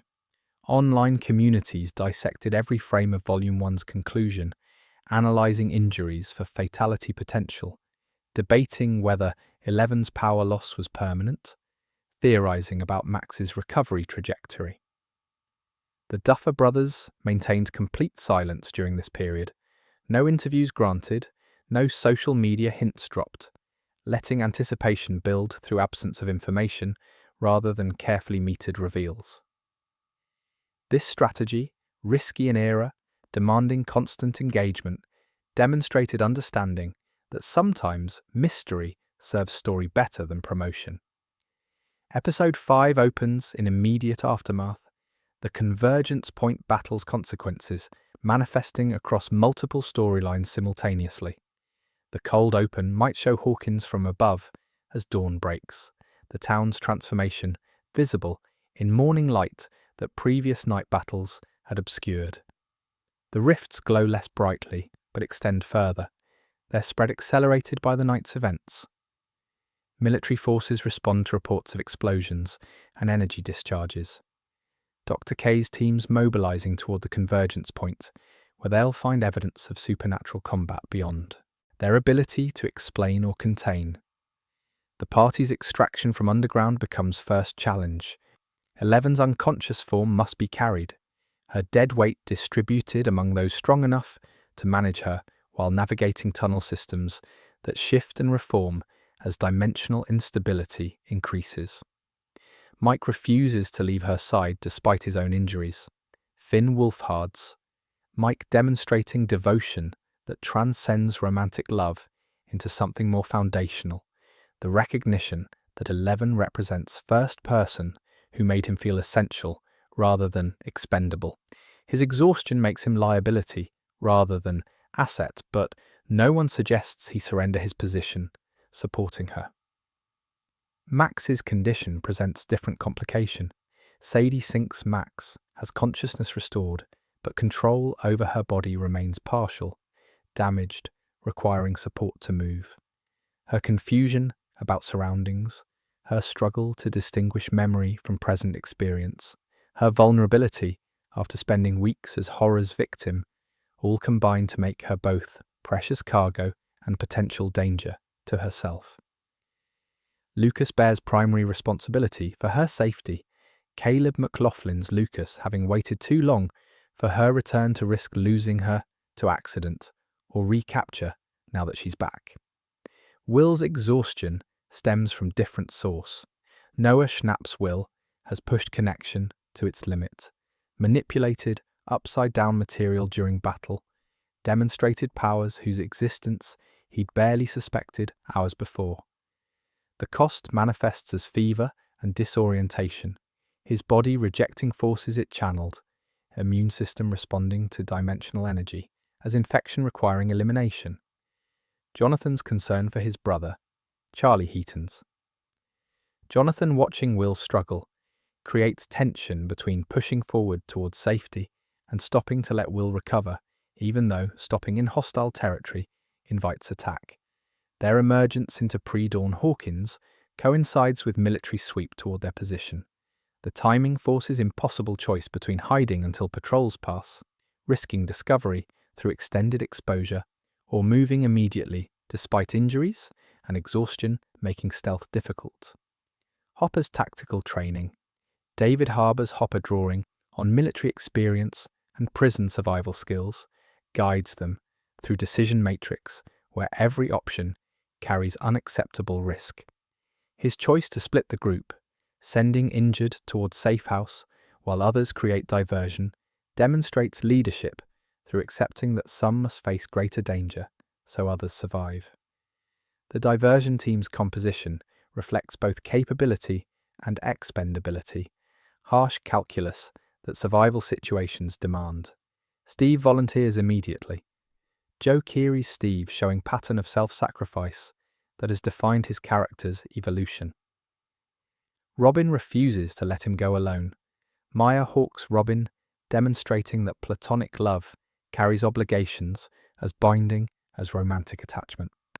Nancy joins them despite Jonathan's objection. Natalia Dyer's Nancy, insisting that her marksmanship makes her more valuable in combat than accompanying wounded to safety. Dustin's technical skills in creating electronic false trails makes his inclusion logical, despite Gut and Matarazzo's Dustin being least physically capable of the volunteers. Their plan involves leading military forces on chase through sections of town where upside-down contamination makes conventional pursuit difficult, buying time for others to reach safety while demonstrating that teenagers running from authority can outmaneuver soldiers unfamiliar with supernatural terrain. The sequence that follows balances action with strategy, showing how intimate knowledge of location and willingness to accept risk outweighs training and equipment advantages. They move through buildings where dimensional bleeding creates hazards soldiers cannot anticipate, using environment as weapon while staying ahead of forces that have numbers and firepower. Steve's heroic moment occurs during this chase. The group becomes cornered in structure, surrounded by both military forces and upside-down creatures attracted by commotion. Steve's proposal that he lead creatures toward military positions, creating chaos that allows others to escape during resulting conflict, represents logical solution to impossible tactical situation. His friends' objections, their insistence that suicide missions aren't solutions, their refusal to accept his sacrifice, all bounce off determination, forged through seasons of facing death and surviving through luck that must eventually fail. Joe Keery's performance here would need to convey peace rather than resignation, acceptance that this death serves purpose rather than wastes life. Steve's character arc from selfish teenager to selfless protector reaches its natural conclusion in moment when protection requires ultimate price. His goodbye to Robin, brief and inadequate but authentic, acknowledges that their friendship transformed him more than any romantic relationship could have. His message for Nancy, delivered through Robin with requests she share it only if appropriate timing exists, provides closure to Triangle that complicated previous seasons. The execution of his plan unfolds with terrible beauty. Steve emerges from hiding, drawing both creature attention and military fire, leading monsters towards soldiers with calculated precision.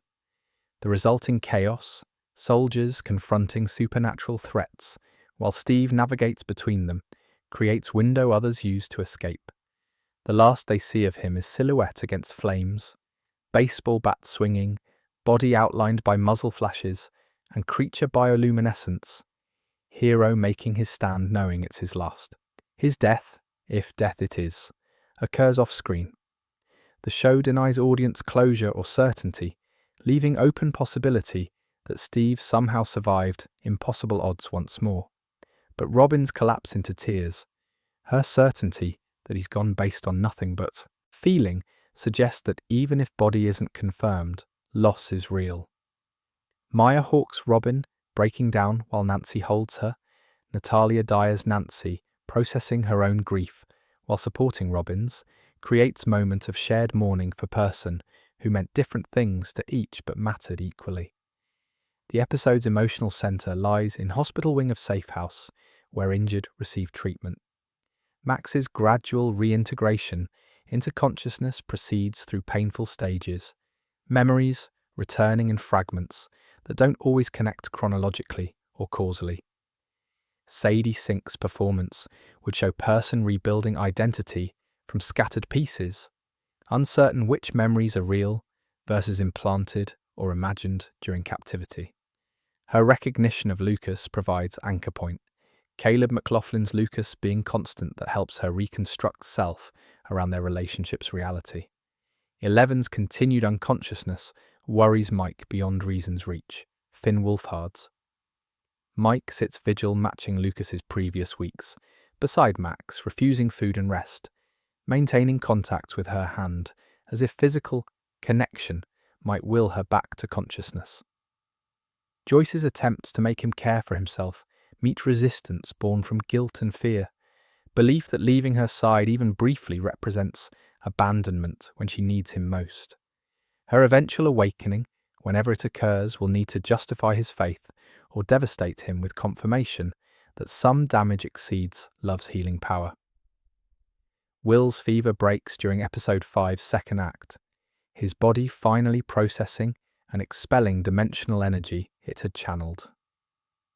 Noah Schnapp's Will emerges from delirium changed by what he experienced, powers no longer latent possibility, but confirmed reality requiring understanding and control. His first question upon waking concerns whether he hurt anyone while unconscious, whether power manifested without his direction, whether he's become danger to those he loves. Jonathan's reassurance helps, but cannot completely eliminate fear that Will carries regarding his own nature and potential. Episode 6, The Battle Proper, arrives after a brief period of recovery and preparation. The breathing room between episodes 5 and 6, the relative calm before escalation resumes, allows for character, moments that ground coming action in emotional truth. Relationships reach resolution or breaking points.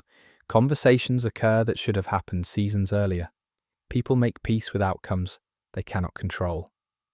The military situation reaches crisis point as Dr. K's investigation connects all threads. Linda Hamilton's Dr. K presents findings to superiors through video conference that reveals government's full awareness of supernatural elements and their decades-long cover-up of Hawkins' significance. Her recommendation that party members be detained indefinitely, that 11 be captured regardless of casualties required, that town be purged of civilian population before final containment measures begin, receives approval over objections from officials who understand but dislike what necessity demands.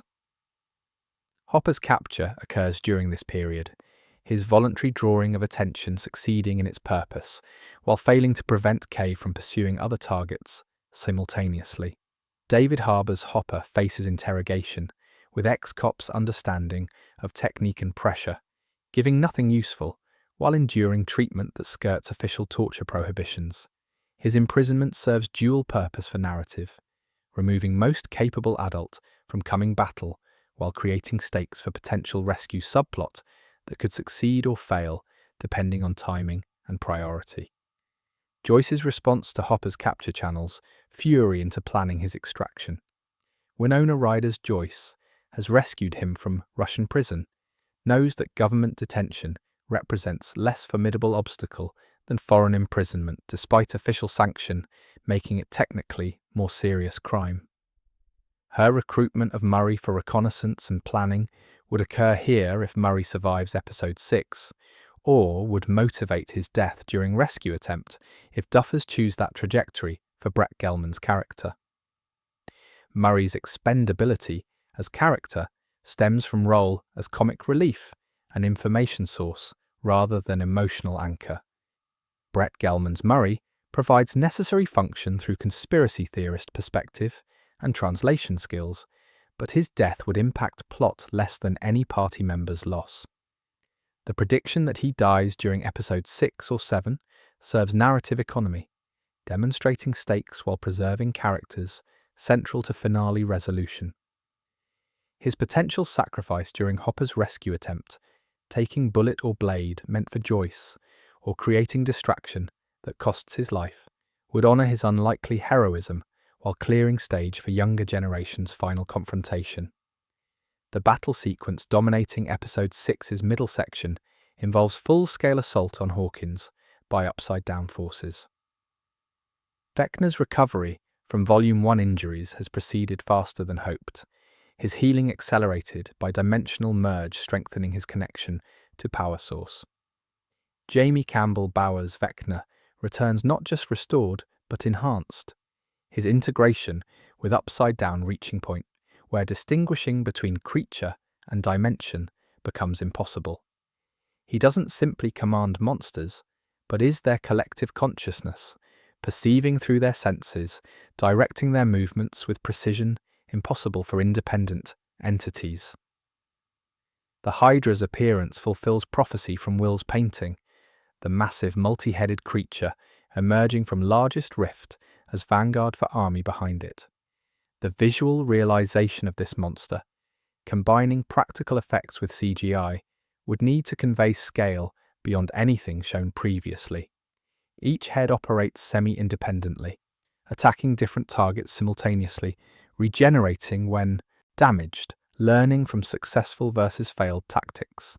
Its size makes conventional weapons inadequate, requiring coordinated supernatural and conventional assault to damage significantly.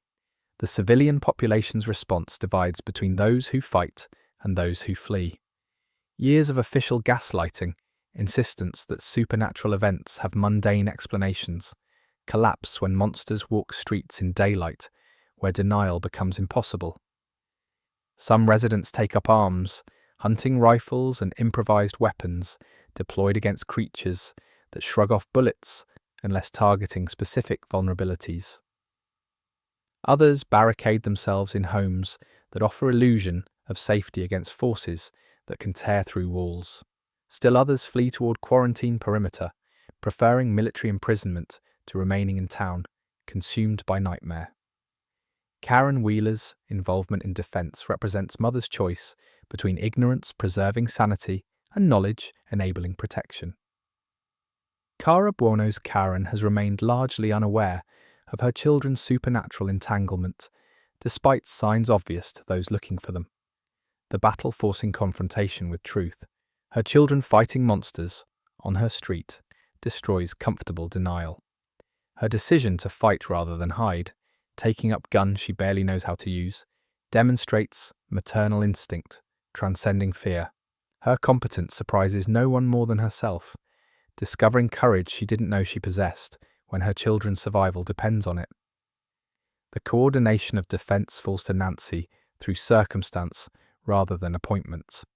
Natalia Dyer's Nancy finds herself directing civilians and party members alike, her journalist's analytical skills adapting to battlefield command, her positioning of defenders to create crossfire zones, her identification of creature patterns and vulnerabilities, her management of limited ammunition and medical supplies, all showcase intelligence applied to crisis. The leadership proves costly. Decisions about who to save when saving everyone exceeds capability, choices that will haunt her afterward, regardless of their tactical necessity. Dustin and Erica fighting together creates unexpected, effective partnership. Gaten Matarazzos. Dustin provides technical support, disabling vehicles and equipment to create barriers and traps. Priya Ferguson's Erica proves fearless beyond her size or age, compensating for limited strength with strategic intelligence and absolute refusal to accept defeat. Their sibling-style bickering continues even during combat, the familiar rhythm providing comfort against overwhelming horror. Dustin's grief over Eddie manifests in determination that Eddie's sacrifice not be wasted, that his death means something through Dustin's survival and contribution to final victory. Lucas and Max fighting side by side represents their relationship's culmination. Caleb McLaughlin's Lucas positions himself between Max and danger constantly, protective. Instinct overwhelming tactical sense.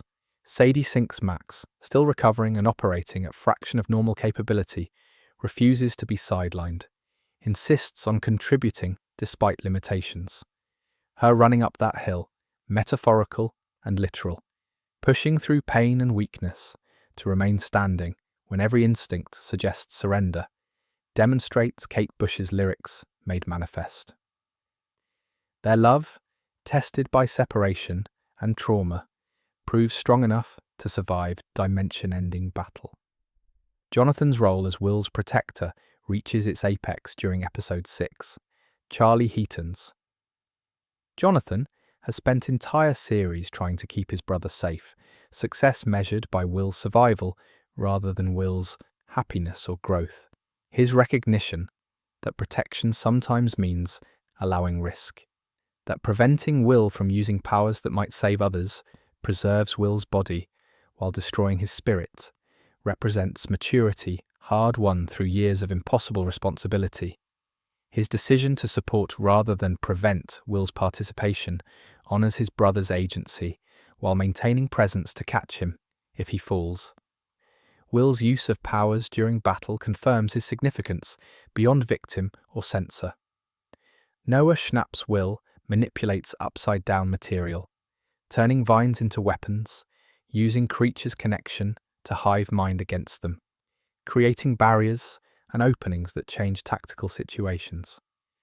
His exhaustion accumulates rapidly, each use draining reserves already depleted, but necessity drives him past safe limits toward a point where using power might damage him permanently. His choice to continue despite risk to be weapon rather than protected child demonstrates courage, different from Eleven's dramatic displays, but equally essential. Mike's coordination of Will and others keeps battles from becoming chaos. Finn Wolfhard's Mike sees Battlefield as Dungeons & Dragons campaign map, identifies peace positions and optimal moves, communicates strategy through walkie-talkie network that Dustin maintains. His leadership combines tactical awareness with personal knowledge, understanding not just what people can do, but what they will do, predicting reactions and planning around human factors as much as strategic considerations. His protection of Will involves trust rather than hovering, positioning himself to support without smothering, demonstrating that love means respecting capability while remaining ready to assist. Robin's grief over Steve's death, assumed though not confirmed, fuels fighting that combines fury with precision. Maya Hawke's Robin has lost the person who understood her best, the platonic soulmate who made her feel safe being exactly who she is. Her rage at circumstance that took him, at universe that demanded his death while letting others survive, manifests through almost reckless aggression that concerns those fighting beside her. Nancy's attempts to keep Robin from suicidal heroics, from following Steve into whatever death claimed him, creates tension between letting someone grieve authentically and preventing grief from becoming self-destruction.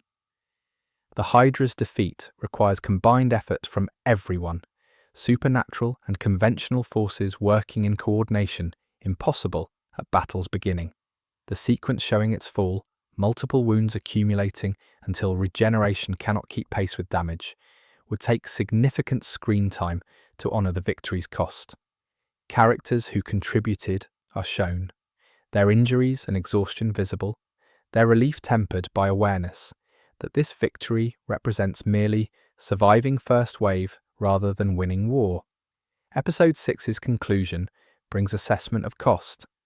The casual count among civilians and defenders, the wounded requiring more medical care than available resources can provide, the exhaustion pushing everyone past safe limits, all demonstrate that survival isn't victory if it leaves survivors incapable of continuing fight.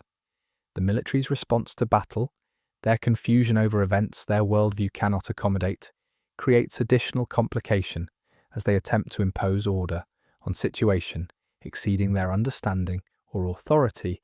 Steve's fate receives confirmation during episode 6's final scenes. A survivor reports seeing him fall, dragged under by creatures, overwhelmed by numbers impossible for one person to fight, regardless of skill or courage.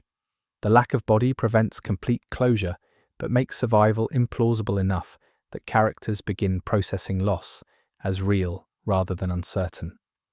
The memorial they construct, informal and rushed but heartfelt, honors his transformation from antagonist to hero, acknowledging that he saved more lives through death than some save through long lifetimes. Joe Keery's absence from remaining episodes would be felt through others' reactions rather than dwelling on his death directly. Robin's grief, Dustin's loss of older brother figure, Nancy's complicated feelings about man she couldn't love the way he deserved. All these responses would honor Steve without making his death define entire remaining narrative. The show has always balanced honoring losses with continuing story, understanding that dwelling too long on death disrespects dead by suggesting their meaning lay only in how their absence affects survivors.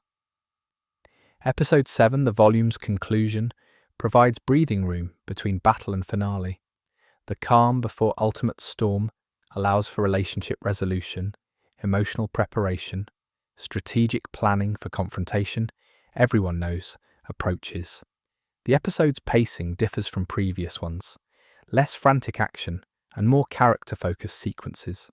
Conversations that should have occurred years earlier, finally happening because tomorrow might not come. Nancy's conversation with Jonathan addresses their relationship's decline with honesty both have avoided. Natalia Dyer and Charlie Heaton's characters have grown apart through physical distance and diverging priorities, love that sustained them through early seasons proving insufficient against ordinary pressures of time and change. Their acknowledgement that ending relationship doesn't diminish what they shared, that growing apart sometimes happens without anyone being wrong or failed, demonstrates maturity television rarely portrays. Their decision to remain friends and allies, while releasing romantic expectations, relieves tension that has constrained both, allowing them to focus on survival without relationship drama adding pressure. Mike and Eleven's relationship faces different challenge. Finn Wolfhard and Millie Bobby Brown's characters have bond forged through shared trauma and supernatural connection that transcends normal teenage romance. Eleven's power loss, if permanent, raises questions about identity constructed around being powerful, about relationship built partly on Mike needing her to be hero. Their conversation about who she is without powers, whether he loves person or ability, confronts insecurities both have carried through seasons of separation and reunion. His insistence that he fell in love with scared girl in basement before he knew about telekinesis, that her powers made her useful, but her spirit made him love her, provides reassurance she desperately needs. Will and Mike's conversation, the one fans have anticipated for seasons, finally addresses feelings that Will has hidden and Mike has perhaps suspected but never confronted. Noah Schnapp's Will confesses not expecting reciprocation but needing honesty before battle that might prevent future opportunities. Finn Wolfhard's Mike responds with grace and affection, acknowledging that he cannot return romantic feelings, but that Will's friendship matters more than most people's love.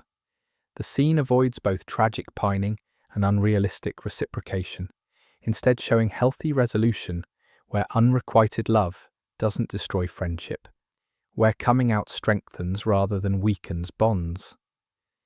Lucas and Max's quiet moments together, rebuilding intimacy after weeks of separation, provide emotional anchor for episode 7. Caleb McLaughlin and Sadie Sink's characters have weathered distance and supernatural trauma, emerged with relationships stronger for having survived testing. Max's recovery proceeds slowly, physical therapy helping her rebuild strength, while psychological processing helps her integrate traumatic memories without being consumed by them. Lucas's presence stabilizes her when dissociation threatens, his voice calling her back when flashbacks pull her toward reliving rather than remembering.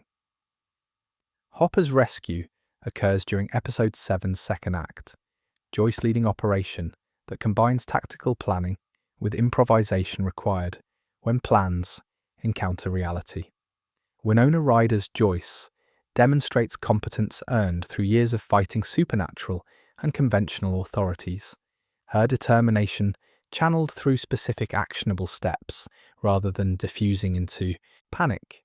The extraction succeeds with casualties that make victory feel Pyrrhic, characters who helped rescue dying to ensure Joyce and Hopper escape. David Harbour's Hopper emerges from detention bearing torture's marks, physical evidence of interrogation techniques that government officially denies using. His reunion with Joyce occurs not in dramatic embrace, but quiet moment, acknowledging that they've survived another separation, that their relationship has proven resilient against forces that destroyed lesser bonds. His concern turns immediately toward kids who've been fighting without adult protection, guilt over absence during battles when his presence might have altered outcomes. The episode's preparation for finale involves accepting that victory requires risks no one wants to take.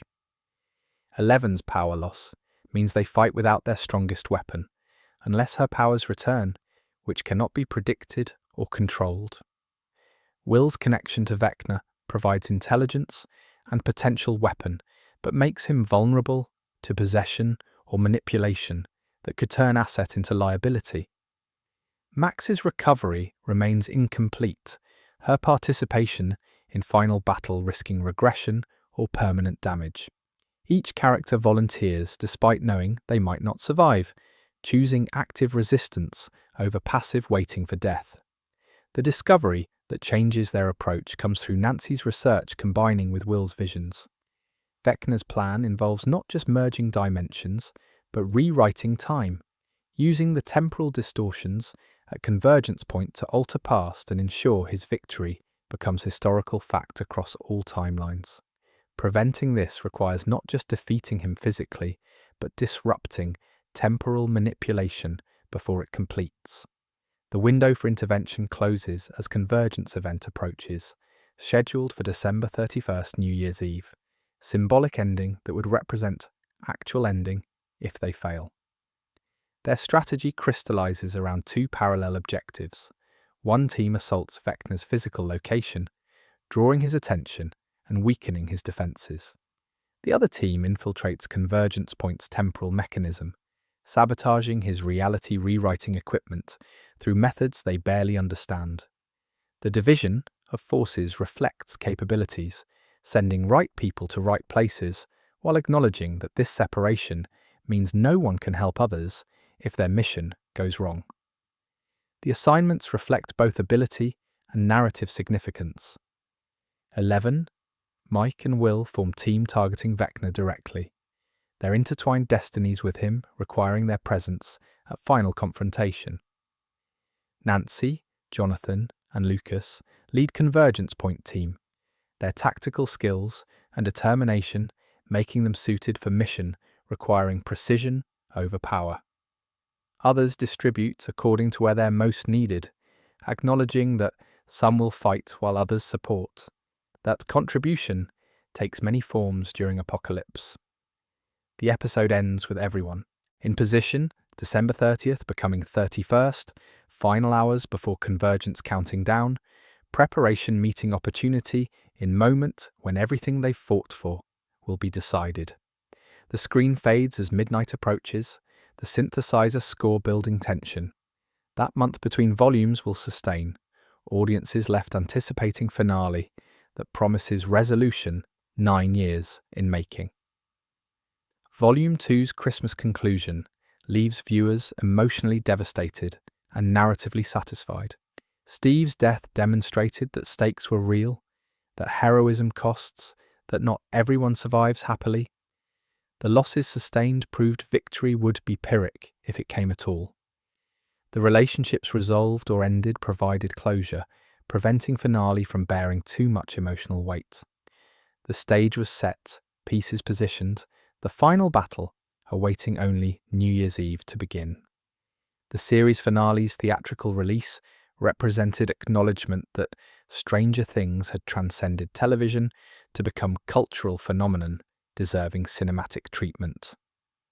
Select theatres nationwide would screen episode 8 on December 31st, offering audiences opportunity to experience conclusion communally rather than in isolation of home viewing. This decision, unprecedented for streaming series finale, recognized that some stories merit witnessing together, that shared experience amplifies emotional impact in ways private consumption cannot replicate. The theatrical showings would begin at varying times depending on location, many scheduled for late evening, so that episode's conclusion coincided with midnight, New Year's transformation from 2025 to 2026 occurring as Stranger Things reached its end. The 2-hour runtime provided space for complexity, impossible in standard format. Previous finales had felt rushed, important moments compressed to fit broadcast conventions that streaming had supposedly liberated shows from following. The Duffers' decision to give themselves 120 minutes demonstrated confidence, that audience investment merited extended resolution, that rushing toward conclusion would dishonor a journey spanning 9 years. The runtime allowed for proper goodbyes, for character moments that advanced nothing plot-wise but everything emotionally, for breathing room between action sequences that let impact register before next crisis arrived. The episode's opening sequence likely mirrors the series' premiere's beginning, bringing story full circle through deliberate parallel construction, where The Vanishing of Will Byers began with Dungeons and Dragons game in Wheeler Basement, boys laughing over pizza and strategy, innocence not yet destroyed by knowledge of what lurked beyond comfortable suburban existence. The finale might return to that same basement, those same characters separated by 7 years and trauma that transform children into warriors. The contrast between then and now, between kids playing at adventure and young adults who've lived it, would require no dialogue to convey everything that's changed. Perhaps Mike sits at same table where he once rolled dice to determine fictional fates, now rolling them to remember simpler time, before dice meant nothing compared to actual life or death decisions. Finn Wolfhard's Mike, matured from imaginative kid to tactical leader, might run fingers across game board that once contained entire world, remembering when biggest concern was whether his character survived encounter with Demogorgon rather than whether he'd survive encountering actual one. The nostalgia carries weight of loss, understanding that childhood ended the night Will disappeared, that innocence cannot be recovered even if evil is defeated. The gathering of all surviving characters before final mission would require logistical choreography, balancing intimate moments with group dynamics.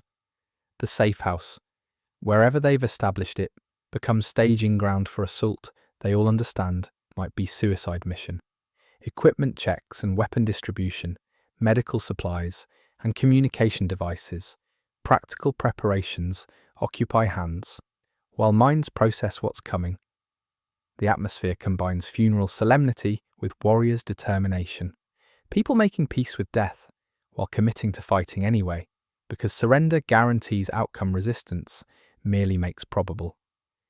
Joyce and Hopper's roles as parental figures reach culmination here.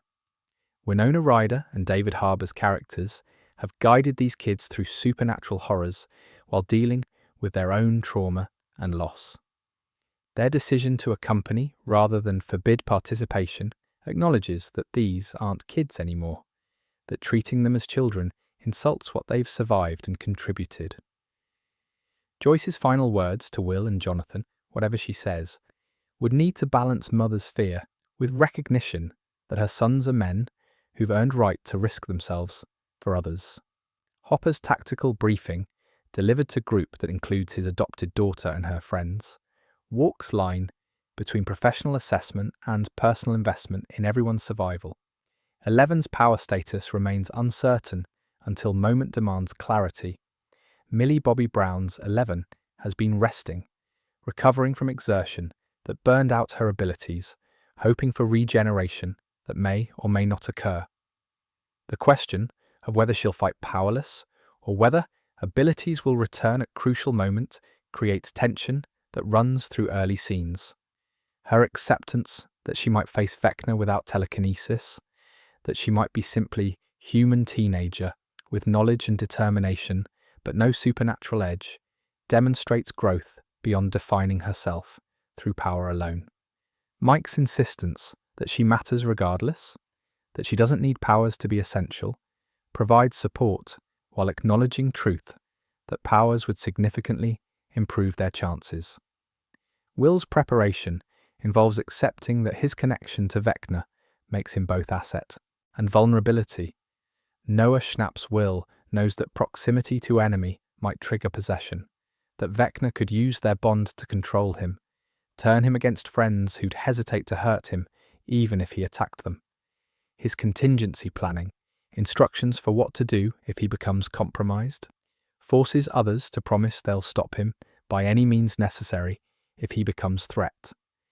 The weight of requesting your friends pledge to kill you if needed demonstrates how completely supernatural conflict has destroyed normal teenage concerns about fitting in or being liked. Max's insistence on participating despite incomplete recovery shows Sadie Sink's Max hasn't been diminished by trauma, but hardened by it. Her body hasn't fully healed, her strength remains partial, her endurance limited.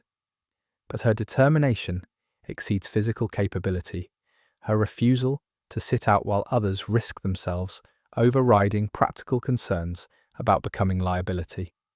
Lucas's attempts to convince her to remain behind meet resistance fierce enough that he eventually stops arguing, recognizing that preventing her participation would damage relationship more than her death during battle would, because at least dying fighting grants agency that surviving through forced absence denies.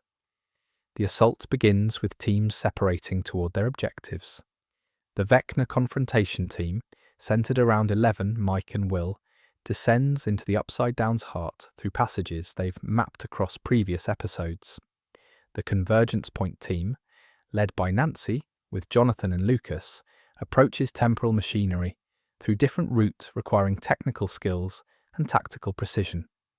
The remaining fighters establish defensive perimeter, preventing either team from being surrounded, buying time through conventional warfare while supernatural confrontation proceeds. The Upside Down sequences would require visual effects reaching series peak. The dimension has evolved since Season 1's relatively simple inverse of Hawkins, incorporating elements introduced across subsequent seasons while adding new nightmare geography specific to finale's requirements. The bioluminescence that made earlier Upside Down scenes visually distinctive intensifies here, lighting that pulses with Vecna's heartbeat or Dimension's breathing, living environment that responds to emotional states and narrative needs. The vines that appeared in Season 2 have grown into massive organic architecture, structures that might be buildings or might be creatures, geography that refuses to remain static. Their journey toward Vecna's location would include encounters with creatures representing greatest hits from previous seasons. Demogorgons that started everything, now in packs rather than solitary. Demodogs that killed Bob, smaller and faster. Demobats that took Eddie, swarming in clouds that block light. The Mind Flayer's presence, whether as independent entity or aspect of Vecna himself, manifests through possession attempts and psychic attacks that force defenders to fight externally and internally simultaneously. Each encounter depletes resources, physical and emotional, so that confronting Vecna occurs at point of maximum exhaustion rather than fresh readiness. Nancy's team faces different challenges at convergence point.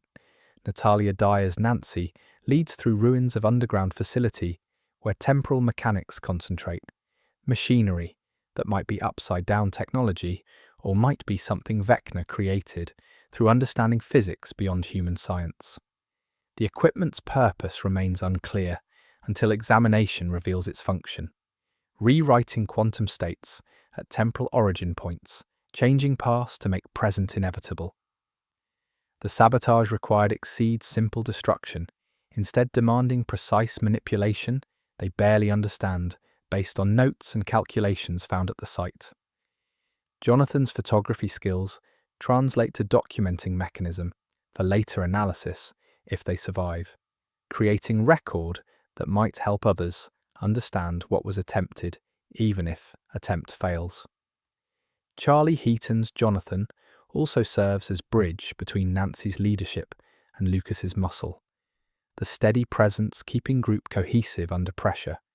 His protection of them both, positioning himself between danger and those he loves, demonstrates that quiet heroism sometimes matters more than dramatic sacrifice. Lucas's role becomes crucial when Max's consciousness, still fragmented despite recovery, resonates with temporal machinery, accessing multiple time frames simultaneously. Caleb McLaughlin's Lucas must help her maintain identity across timelines showing different outcomes, versions of herself that made different choices or suffered worse fates. His love serves as anchor point, constant across variations that helps her remember which timeline is real, which Max is actual self rather than possibility or memory. This metaphysical support prevents her from dissolving into quantum uncertainty, while others sabotage equipment.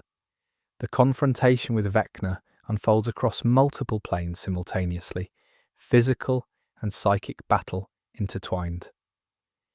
Jamie Campbell Bower's Vecna has merged completely with Upside Down, his body partially dissolved into environment, his consciousness distributed through dimension itself. Attacking him physically damages Upside Down and vice versa, creating feedback loop where environmental destruction weakens enemy while strengthening his desperation and fury. His monologue, delivered in voice that echoes through space rather than emerging from specific location, explains motivations refined beyond Season 4's establishment. Henry Creel's transformation into Vecna stemmed from discovering that consciousness creates reality, that suffering and trauma literally shaped world through quantum observation and collapse. His conclusion that reducing suffering requires eliminating consciousness. That perfect world contains no observers to experience. Imperfection represents logic twisted by pain into philosophy, justifying genocide. His vision of Upside Down as template for remaking reality, dimension without awareness or suffering, because everything there exists in eternal suspended animation, reveals madness dressed as mercy. He believes he's saving humanity by ending it. That transformation into upside-down matter represents salvation rather than death. Eleven's response when powers return at crucial moment combines force with understanding. Millie Bobby Brown's 11 recognizes that Henry was victim before becoming monster, that Dr. Brenner's experiments warped child who might have used powers benevolently into weapon that turned on its creators and then on world itself. Her approach balances destroying threat he represents.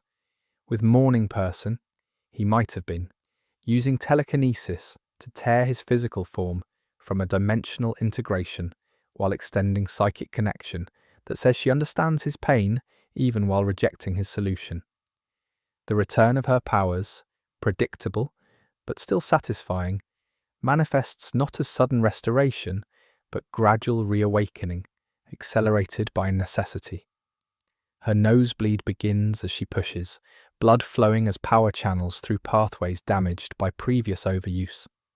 The pain visible in her expression, The physical cost of using abilities her body cannot safely contain demonstrates that power always carries price. Mike's support, his hand in hers providing anchor to keep her from burning out completely, shows that love's power lies not in removing consequences, but in sharing burden that makes them bearable. Will's decisive contribution comes through weaponizing his connection to Vecna and Upside Down against their creator. Noah Schnapp's Will accepts possession voluntarily, allowing Vecna into his consciousness while maintaining enough self-awareness to sabotage from within. This internal battle, invisible to external observers, determines outcome as much as physical confrontation. Will's memories of childhood, of friendship and love, of every moment that made life worth living despite suffering endured, creates dissonance within Vecna's nihilistic worldview. The affirmation that consciousness experiencing pain matters more than peace achieved through unconsciousness undermines foundation of Henry's entire philosophy. Mike's role during this sequence involves keeping Will anchored to himself while being possessed, preventing complete takeover while allowing enough possession that Will's internal sabotage functions. Finn Wolfhard's Mike speaks constant stream of memories and connections, reminding Will who he is beyond Vecna's influence, pulling him back whenever personality begins dissolving into Invader's consciousness. This task requires Mike confront own fears about losing Will, about connection between them being insufficient to save him, about his love being inadequate against supernatural possession. The battle's climax involves synchronized actions across locations. Eleven's telekinetic assault on Vecna's physical form, Will's psychic sabotage from within his consciousness, Nancy's team destroying temporal machinery, Max's resistance to quantum dissolution, Lucas protecting Max while Nancy and Jonathan handle technical sabotage. Each piece necessary, each failure point potentially catastrophic. The editing would cut rapidly between locations, building tension through cross-cutting that shows actions occurring simultaneously, outcomes dependent on perfect timing achieved through desperation rather than planning. Vecna's defeat doesn't arrive as clean victory, but messy struggle, where he fights until final moment, where triumph feels less like heroism and more like surviving disaster through luck and suffering. His final words, delivered as dimensional integration, collapses, and physical form disintegrates, might express not defeat, but satisfaction that he forced them to become like him, to embrace violence and sacrifice, to lose innocence completely. His death becomes accusation, suggestion that defeating monster required becoming monstrous, that their victory carries corruption, ensuring they'll never fully escape his influence. The Upside Down's fate depends on theory about its nature. If dimension exists independently, Vecna's death might not end it, requiring permanent vigil, preventing future incursions. But if Upside Down represents consciousness made manifest, collective nightmare given form, then Vecna's defeat might begin its dissolution, dimension unraveling as directing intelligence fails. The show has suggested both possibilities without confirming either, leaving question to be resolved in finale. The right side up theory suggests third possibility. Perhaps Eleven's final act involves not destroying Upside Down, but transforming it, using power she regained to reshape dimension from nightmare to something benign or even beneficial. This would mirror Vecna's plan, but reverse its polarity, using consciousness creation differently. Millie Bobby Brown's 11 choosing to remain in dimension as guardian, transforming it to paradise while separating herself from normal world, represents sacrifice transcending simple death. She gives up life she wanted, relationship with Mike and friends, chance at normal existence, to ensure Upside Down never threatens anyone again. This ending honours theories circulating since Season 4's conclusion, while providing bittersweet resolution appropriate for series themes. Eleven's choice between happiness and duty, between being teenager and being saviour, has haunted her character throughout. Her decision to choose duty represents maturity, accepting that some responsibilities cannot be abandoned regardless of personal cost. Mike's response is heartbreak balanced with understanding that he cannot prevent her choice, that his love requires letting her do what she believes necessary, demonstrates his own growth beyond possessive boyfriend too, genuine partner respecting her agency. Will's fate remains uncertain through multiple possible outcomes. He might die heroically during internal battle with Vecna. Consciousness consumed by possession, he voluntarily accepted. Noah Schnapp's Will sacrificing himself would bring series full circle. The boy whose disappearance started everything, ending through disappearance, chosen rather than forced. His death would devastate Mike, Jonathan, Joyce, and everyone who fought to save him repeatedly. Their grief compounded by knowledge that all previous saves merely delayed ending he couldn't escape. Alternatively, Will might survive but changed by what he experienced. The possession could leave lasting effects. Connections to Upside Down, permanently altered but not eliminated.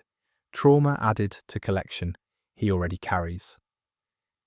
This outcome, less dramatic than death but perhaps more realistic, would honour that surviving trauma doesn't mean escaping unchanged.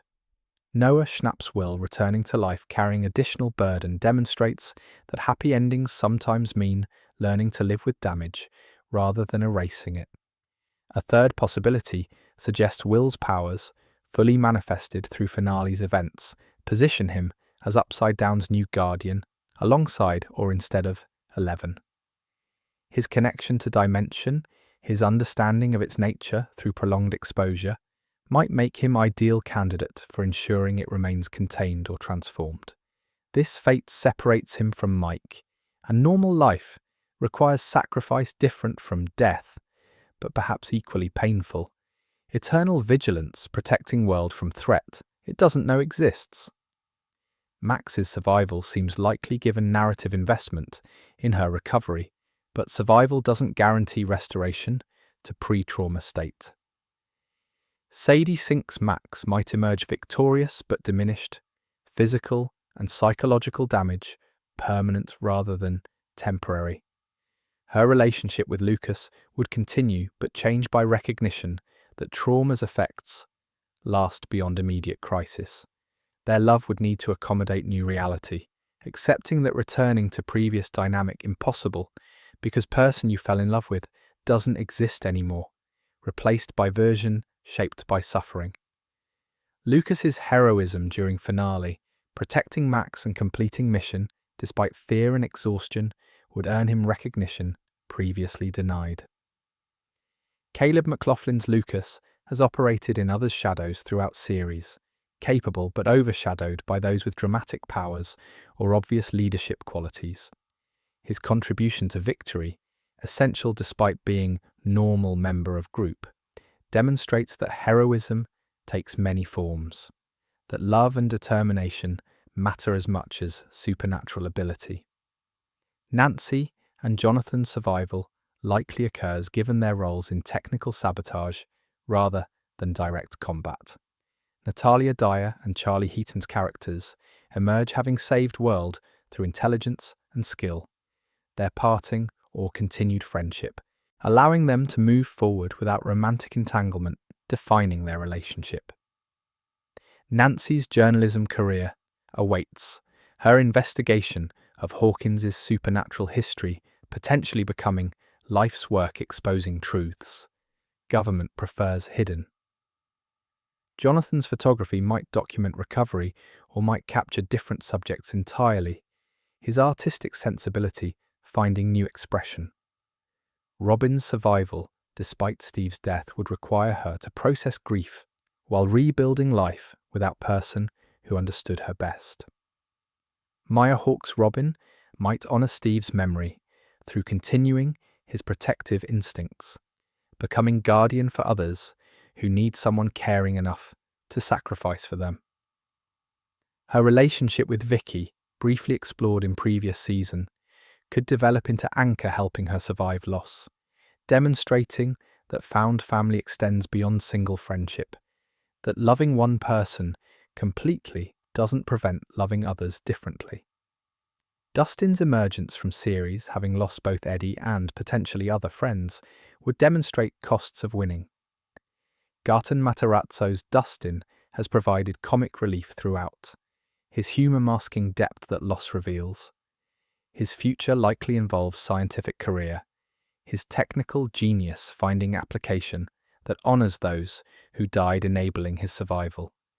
His memory of Eddie, preserved through Hellfire Club continuation or through other means, ensures that heroes who didn't survive are remembered for saving world rather than forgotten as freaks who died mysteriously. Hopper and Joyce's survival together represents rare happy ending among characters whose lives have been defined by loss.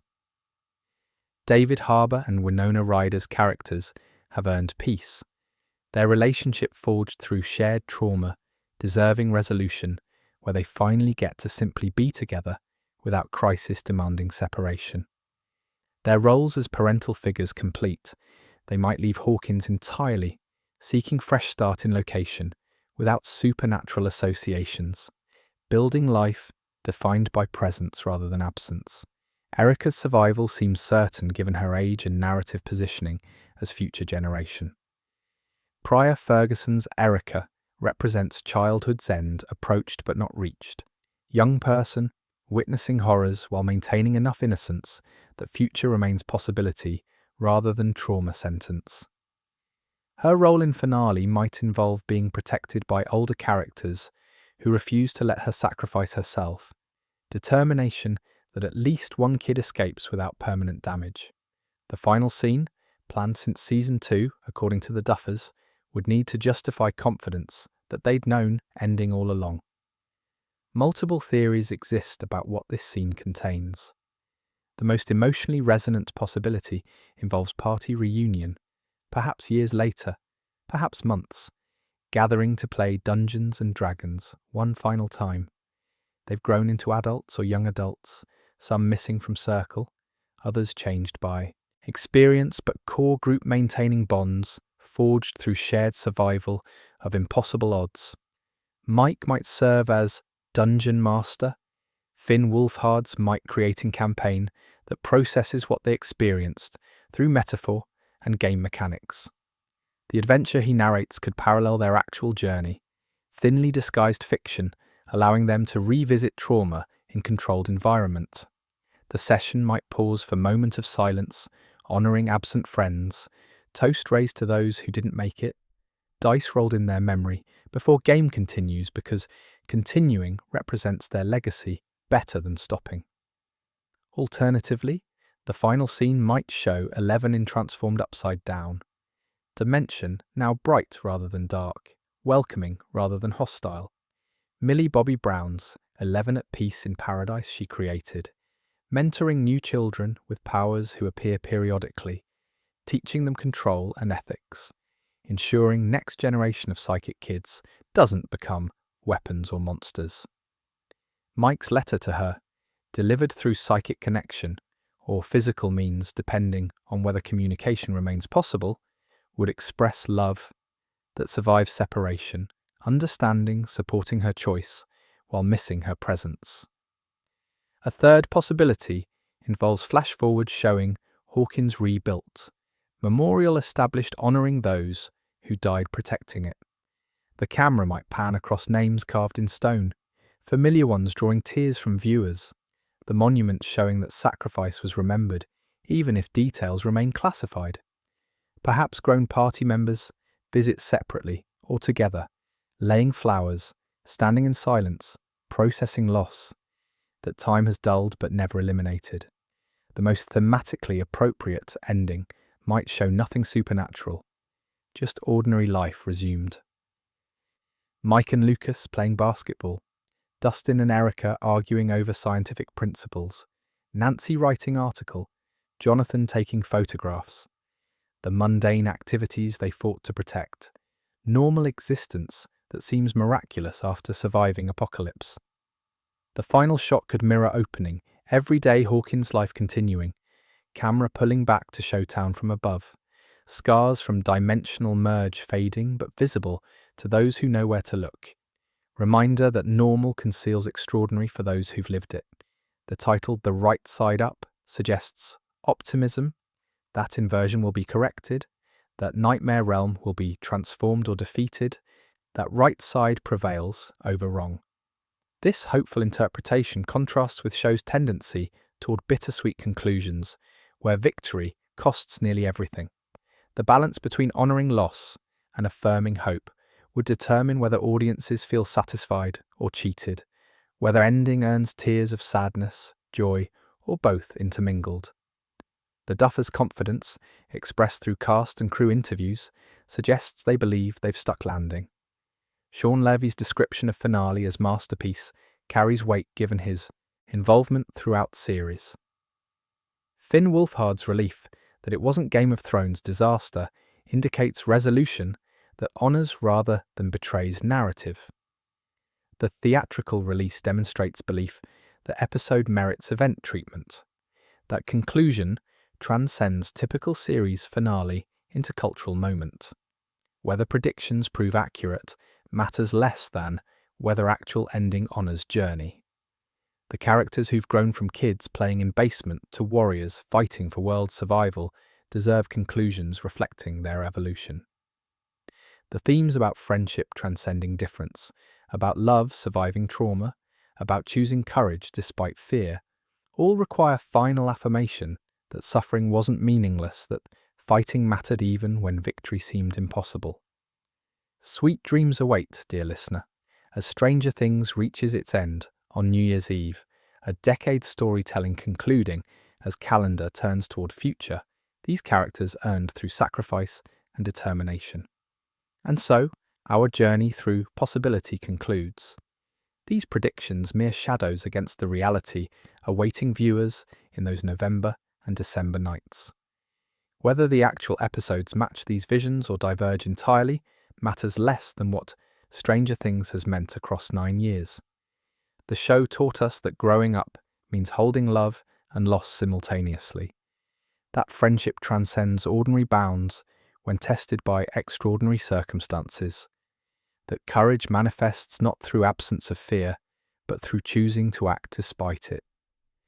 The party's journey from basement games to dimensional warfare mirrors something universal in coming of age, the recognition that childhood's end brings both grief for innocence lost and pride in strength discovered. We've grown alongside these characters, watched them transform from kids who believed in monsters to young adults who fought them, from children playing at heroism to people who embodied it. Their story, however it concludes, reminds us that the bonds we forge through shared struggle outlast the struggles themselves, that love persists even when everything else fails. As you drift towards sleep, let these predictions and memories carry you gently into rest. Whether Eleven becomes guardian or returns home, whether Will sacrifices or survives, whether the ending brings tears of joy or sorrow, the journey itself has been worth taking. May your dreams be peaceful, your rest deep, and may you wake remembering that even in darkness friendship's light endures. Sweet dreams, dear listener, and thank you for travelling with us through Hawkins one last time. Character fates have dominated fan speculation since Volume 1's conclusion, the question of survival becoming almost unbearable during 3-year wait between seasons. Predictions emerged from pattern recognition, thematic analysis, narrative requirements, understanding that television series, particularly one as carefully constructed as Stranger Things, follows certain principles about which characters can die without destroying story's foundation and which deaths would serve conclusion most effectively. Eleven's fate carries particular weight given her centrality to entire narrative. Millie Bobby Brown's journey across 9 years transformed mysterious girl with shaved head into fully realised person grappling with identity, power, and purpose. The question of whether she survives and in what condition determines much about finale's tone and meaning. Her death would represent tragedy of person who never got chance to be simply human, who sacrificed normal existence for powers she didn't choose. Her survival would affirm that heroes deserve happiness, that Fighting monsters shouldn't require becoming martyr. The theory that she becomes Upside Down's guardian emerges from thematic necessity as much as narrative clues. Throughout series, 11 has struggled with question of whether she's weapon or person, whether her value lies in utility or inherent worth. Her choice to remain in transformed dimension, becoming mentor to future-powered children rather than living ordinary life with Mike, would represent answer to that question. She chooses duty because she's person, not despite it, because caring about others matters more than personal happiness. This sacrifice transcends simple death by requiring her to live with consequences of choice rather than escaping through heroic ending. Mike would have to accept this decision, his love for her tested by recognizing that preventing her choice would be controlling her rather than supporting her. Finn Wolfhard's Mike has evolved from possessive boyfriend to genuine partner, his growth measured by ability to put her needs ahead of his desires. His grief over losing her to duty rather than death would be complicated by understanding that she's not gone, but unreachable, alive but separated by dimensional barrier that might permit occasional communication but prevents physical reunion. Letters written to her, delivered through psychic means or simply composed for his own processing, would become his way of maintaining connection across impossible distance. Their relationship's conclusion, however it manifests, needs to honour that first season's promise remained unbroken even when circumstances made fulfillment impossible. Mike had promised to keep her safe, to be there for her, to make her part of his life. He kept that promise by supporting her choice to protect others rather than demanding she choose him over duty.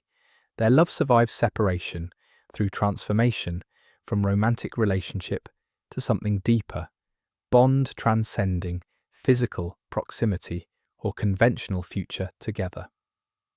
Will Byers' fate carries symbolic weight as the character whose disappearance initiated everything. Noah Schnapp's Will has suffered more than most across series run. His trauma continuous from season 1 through finale's approach. The question of whether his story ends in death, survival, or transformation determines much about series' message regarding victims of prolonged trauma. His death would suggest that some damage cannot be survived, that suffering eventually claims those who endure too much. His survival would affirm resilience, that healing remains possible even after extended trauma. His transformation into something other than fully human would occupy middle ground, suggesting that surviving profound trauma changes persons so fundamentally that returning to previous self becomes impossible. The theory that Will might die during finale stems from narrative symmetry. His disappearance started everything. His return could end it, the boy whose vanishing revealed Upside Down's existence choosing to vanish again to seal it permanently. This sacrifice would bring devastating poetry, the character everyone fought to save repeatedly choosing to give himself up because his death serves purpose, his survival cannot. Mike's reaction to this outcome would devastate him beyond recovery, the person he's known longest and loved most deeply, choosing to leave when Mike would have done anything to prevent it. Alternatively, Will might survive but changed, his powers manifested and connection to Upside Down permanent. He would return to life, carrying abilities he never wanted, marked by experiences that separate him from normal existence he craved. His future might involve using powers to help others, becoming investigator of supernatural phenomena, or guardian protecting those who cannot protect themselves. This outcome honours that survival doesn't mean restoration, that trauma leaves permanent marks even when person endures. His relationship with Mike would adapt to new reality, friendship strong enough to survive, one person fundamentally changing, while other remains relatively unchanged. The possibility of Will becoming Upside Down's guardian alongside or instead of 11 derives from his unique connection to dimension.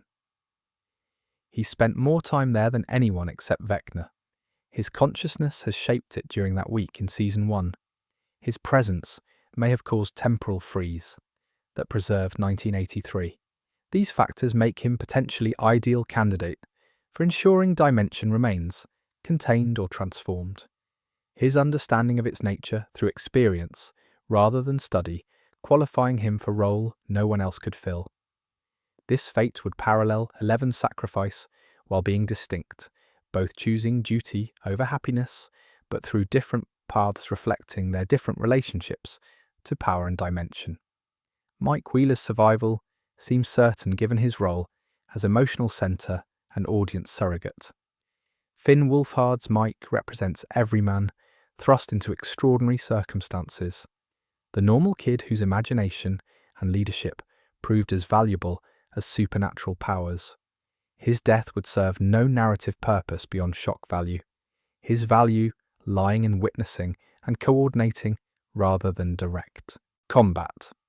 His fate likely involves loss rather than death, surviving physically while bearing emotional scars from losing people he loved to circumstances he couldn't prevent. His role in finale probably centers on keeping others alive and focused. The tactical mind that sees battlefield as game board identifies optimal moves while adapting to chaos that defeats rigid planning. His leadership has matured from childhood bossiness to genuine coordination that respects others' capabilities while maintaining strategic oversight. His survival allows him to carry forward lessons learned, to honor those who died by living well, to tell their stories to ensure they're remembered for heroism rather than forgotten as casualties. Max Mayfield's survival seems narratively necessary given investment in her recovery. Sadie Sink's Max has already suffered death and resurrection, been trapped in coma state for weeks, endured possession and psychic torture. Killing her after all this effort to save her would feel cruel rather than tragic.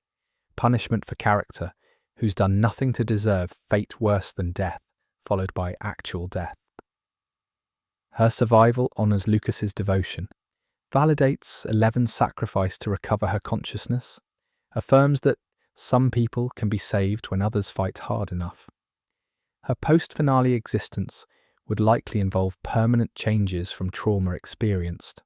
Her blindness might prove irreversible, her physical capabilities diminished, her psychological scars requiring ongoing treatment. She would need to rebuild identity around person she is rather than person she was, accepting limitations while discovering new strengths. Her relationship with Lucas would deepen through shared recognition that love means accepting changed person rather than demanding return to previous version. Their future together would acknowledge that trauma's effects last beyond immediate crisis, that healing is process rather than destination. Lucas Sinclair's heroism throughout finale, protecting Max and completing technical missions despite lacking powers or combat training, would earn him recognition his character deserves. Caleb McLaughlin's Lucas has operated in shadows throughout series, capable but overshadowed by those with dramatic abilities or obvious leadership qualities.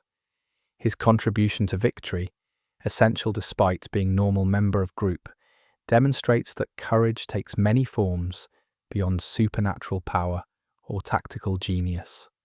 His love for Max, surviving her absence and celebrating her return, proves that emotional strength matters as much as physical or magical capability. His survival seems certain, his role as Max's support system requiring his continued presence. His future likely involves normal life, punctuated by responsibilities from knowing supernatural threats exist. He might pursue medicine or psychology, his experience with Max's trauma informing career helping others heal from physical and mental injuries. His maintained connection to party would provide grounding, reminder that extraordinary circumstances don't erase ordinary friendship bonds that preceded and will survive supernatural conflicts. Dustin Henderson's survival allows him to honor Eddie Munson's memory through accomplishment rather than martyrdom. Gaten Matarazzo's Dustin has provided comic relief while demonstrating genuine scientific genius. his technical skills crucial to numerous victories. His grief over Eddie's death, channeled into determination rather than despair, shows healthy processing of loss that serves Eddie better than self-destructive mourning would. His future likely involves scientific career, perhaps physics or engineering, his understanding of dimensional mechanics providing foundation for research others would dismiss as science fiction. His relationship with Susie, long-distance girlfriend established in previous seasons, might develop into something more substantial if both survive to finale's conclusion. Their shared love of science and learning would provide common ground for a relationship built on intellectual connection rather than just physical attraction. His role as party member who bridged different social groups, comfortable with jocks and nerds alike, positions him to maintain connections as everyone moves toward different futures. Steve Harrington's death, predicted earlier and possibly occurring in episode 6, would complete character arc spanning from antagonist to beloved hero. Joe Keery's Steve transformed through series from selfish popular kid to selfless protector, his evolution representing one of television's most satisfying character redemptions. His death serving to protect others, particularly Robin or the kids he'd adopted as surrogate younger siblings, would honour transformation while demonstrating that heroism sometimes requires ultimate sacrifice. His absence from finale would be felt through others' grief, through Robin's devastation and Nancy's complicated mourning, through Dustin's loss of mentor figure and the party's recognition that Protector is gone. The alternative, where Steve survives despite close calls, would provide different satisfaction. The hero who keeps defying death through combination of skill and luck earning right to happy ending. His future might involve helping rebuild Hawkins, using local knowledge and people skills to coordinate recovery efforts. His relationship status, whether finding love with someone new or remaining contentedly single, would matter less than his continued presence in community and party's life, the dependable person who shows up when needed regardless of personal inconvenience. Nancy Wheeler's survival as journalist investigating Hawkins' supernatural history would transform personal trauma into professional purpose. Natalia Dyer's Nancy combines intelligence with determination, her investigative instincts perfectly suited for exposing truths government prefers hidden. Her potential career, investigating X-Files style cases, documenting supernatural phenomena that official sources deny, would honour her character's evolution from girl seeking brother to woman seeking truth.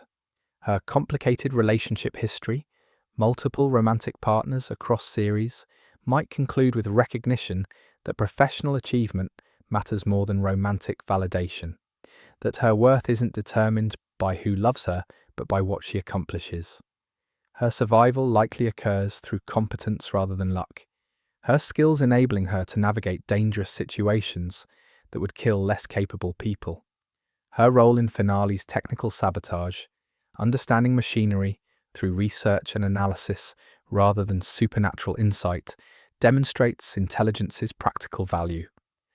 Her future involves sharing story that most people won't believe, documenting reality that official narrative denies, ensuring that those who died fighting monsters are remembered even if their deaths are attributed to conventional explanations. Jonathan Byers' survival as photographer, documenting what others miss, would continue patterns established throughout series. Charlie Heaton's Jonathan has always observed rather than led, his quiet presence providing support while others take spotlight. His artistic sensibility, capturing beauty and horror through camera lens, would serve him well in future documenting recovery or pursuing different subjects entirely. His relationship with Nancy, resolved or ended depending on finale's developments, matters less than his continued role as Will's protective older brother and Joyce's supportive son. His role as bridge between different social groups, comfortable with outcasts like Will's friends and popular kids like Nancy's circle, positions him to maintain connections as everyone scatters toward futures. His survival likely occurs through caution rather than heroism, the person who avoids unnecessary risks while accomplishing necessary tasks. His future might involve photojournalism or fine art photography, his eye for meaningful images finding commercial or artistic application. Robin Buckley's survival, despite Steve's potential death, would require her to process grief while rebuilding life without person who understood her best. Maya Hawke's Robin became instantly beloved through nervous energy and authentic personality. Her coming-out storyline handled with grace that made representation feel natural rather than forced. Her future likely involves continued friendship with Nancy if both survive, their partnership transcending Steve's presence to become independent bond. Her relationship with Vicky, tentative in previous seasons, might develop into anchor helping her survive loss, demonstrating that loving one person completely doesn't prevent loving others differently. Her survival seems narratically necessary to show that not all close friends die together, that sometimes person you love most sacrifices themselves, and you have to keep living with that grief. Her future might involve teaching, her knowledge and enthusiasm finding expression through helping younger generation. Her maintained connection to party would provide reminder that found family extends beyond single friendship. That community survives individual losses through collective support. Joyce Byers and Jim Hopper deserve happiness earned through seasons of suffering and separation. Winona Ryder and David Harbour's characters have been tested repeatedly, their relationship forged through shared trauma and mutual understanding of what loss costs. Their survival as couple, who finally gets to be together without crisis forcing separation, represents rare unambiguous victory.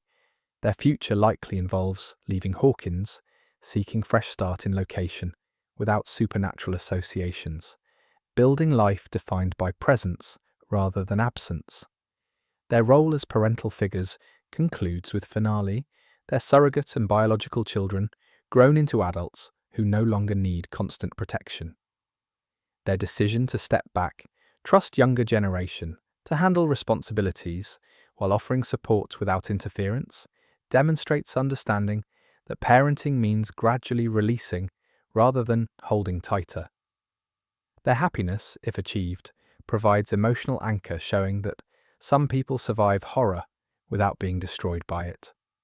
Erica Sinclair's survival seems certain given her age and narrative positioning as representative of childhood not yet ended. Priya Ferguson's Erica brings perspective untainted by years of trauma, young person witnessing horrors while maintaining enough innocence that future remains possibility rather than damage sentence. Her role in finale likely involves being protected by older characters who refuse to let her sacrifice herself, determination that at least one kid escapes without permanent scars. Her future involves inheriting watch over Hawkins or similar role, the next generation prepared to face threats, through knowledge passed down from those who survived before her. These predictions, whether accurate or entirely wrong, emerge from understanding that characters created across 9 years deserve endings honouring their journeys. Deaths should serve purpose beyond shock. Survivors should carry meaningful scars rather than escaping unchanged. Sacrifices should matter rather than being forgotten immediately. The actual fates will either validate or refute these theories, but the reasoning behind them reflects understanding of storytelling principles that Duffer Brothers have demonstrated throughout series. The Duffer Brothers promised that Season 5 would finally answer the fundamental question about the Upside Down's nature, represented both fulfillment of long-delayed obligation and risk of disappointing expectations built across 9 years. They had deliberately withheld this information through 4 seasons, letting mystery accumulate, trusting that eventual revelation would justify patience. Their confidence in having planned this answer since developing the series documented in their 25-page mythology document presented to Netflix before Season 1 aired, suggested coherence rather than improvisation, resolution earned through foresight rather than retrofitted to explain inconsistencies. The question itself evolved across seasons as understanding deepened. Initially, the Upside Down appeared as simply alternate dimension, dark mirror of Hawkins' existing parallel to normal reality. Season 2 complicated this through revelation that Will's week there in 1983 had created psychic connection, allowing Mind Flayer to possess him. Season 3 showed Dimension's hive mind characteristics, creatures sharing consciousness, directed by single intelligence. Season 4 revealed temporal anomaly, the Upside Down frozen in time on November 6, 1983, moment of Will's disappearance, preserving that instant eternally while normal world progressed through years. Each revelation raised new questions while answering previous ones. The pattern suggested that final answer would recontextualize everything, transforming understood facts into pieces of larger picture previously invisible.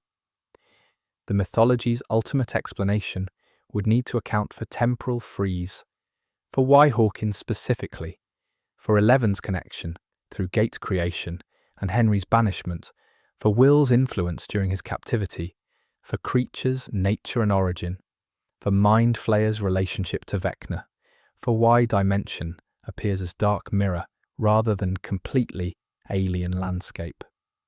The theory that Eleven created the Upside Down when banishing Henry Creel in 1979 has circulated since Season 4's revelation about their shared history. This interpretation suggests that psychic force of her defensive attack, child protecting herself from murderer who'd killed other lab children, tore hole in reality itself. The Dimension didn't exist before her power manifested, or existed only as potential, formless void waiting for consciousness to give it shape. Young Eleven's fear and trauma, channeled through unprecedented psychic force, created realm reflecting her emotional state, dark and hostile mirror of world that had hurt her. This theory explains why Upside Down appears as inverted Hawkins rather than entirely different place. Eleven's limited experience, child who'd known only lab and brief glimpses of outside world, provided template that subsequent consciousnesses elaborated. Henry's exile there gave Dimension its first sustained occupant, his consciousness shaping formless space according to his trauma and rage.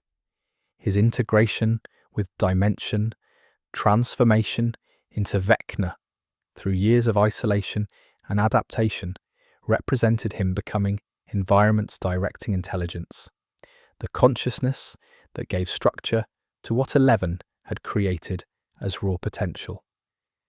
Will's role in this cosmology becomes clearer through understanding Dimension as consciousness responsive rather than physically fixed. His week there in 1983, terrified child hiding from Demogorgon while trying to survive, impressed his presence onto Dimension in ways that literally froze it in time.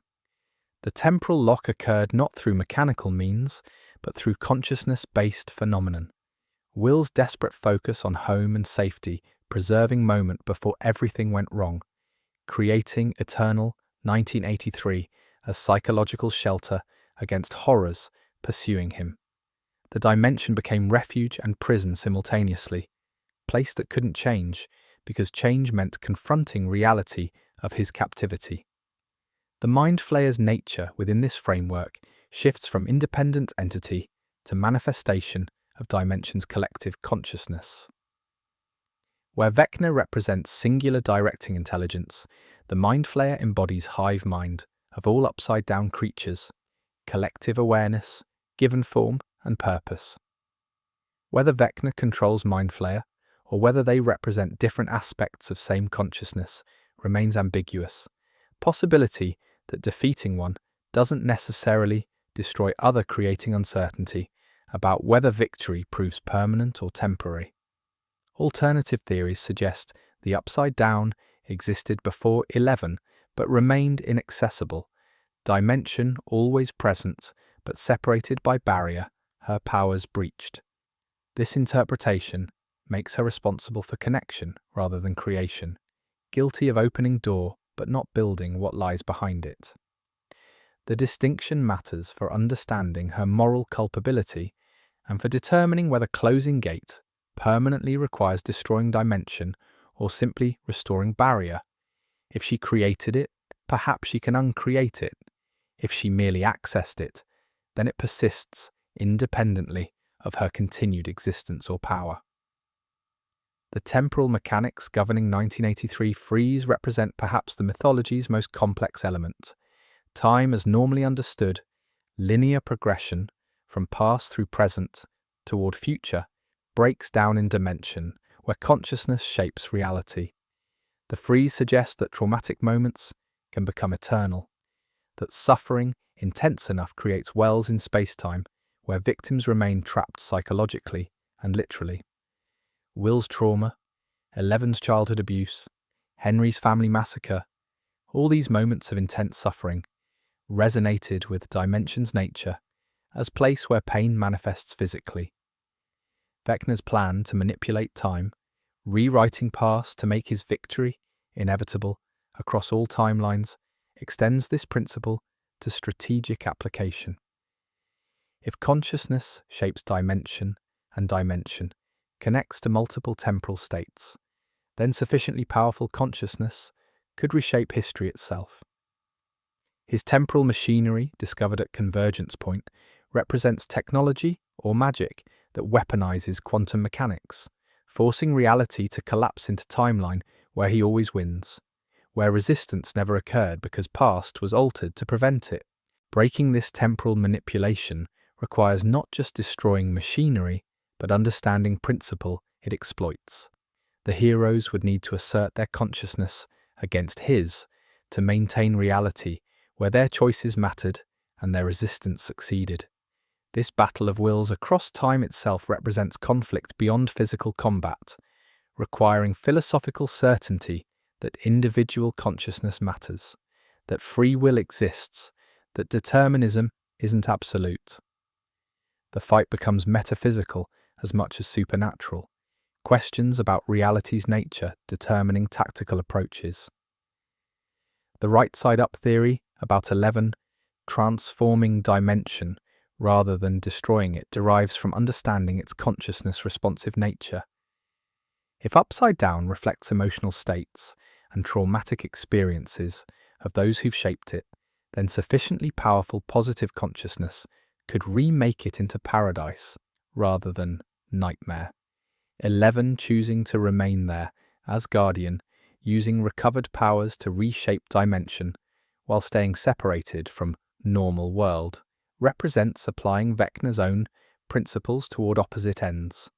Where he used consciousness to create hell, she would use it to create heaven, or at least neutral space where powered children could learn control without endangering others.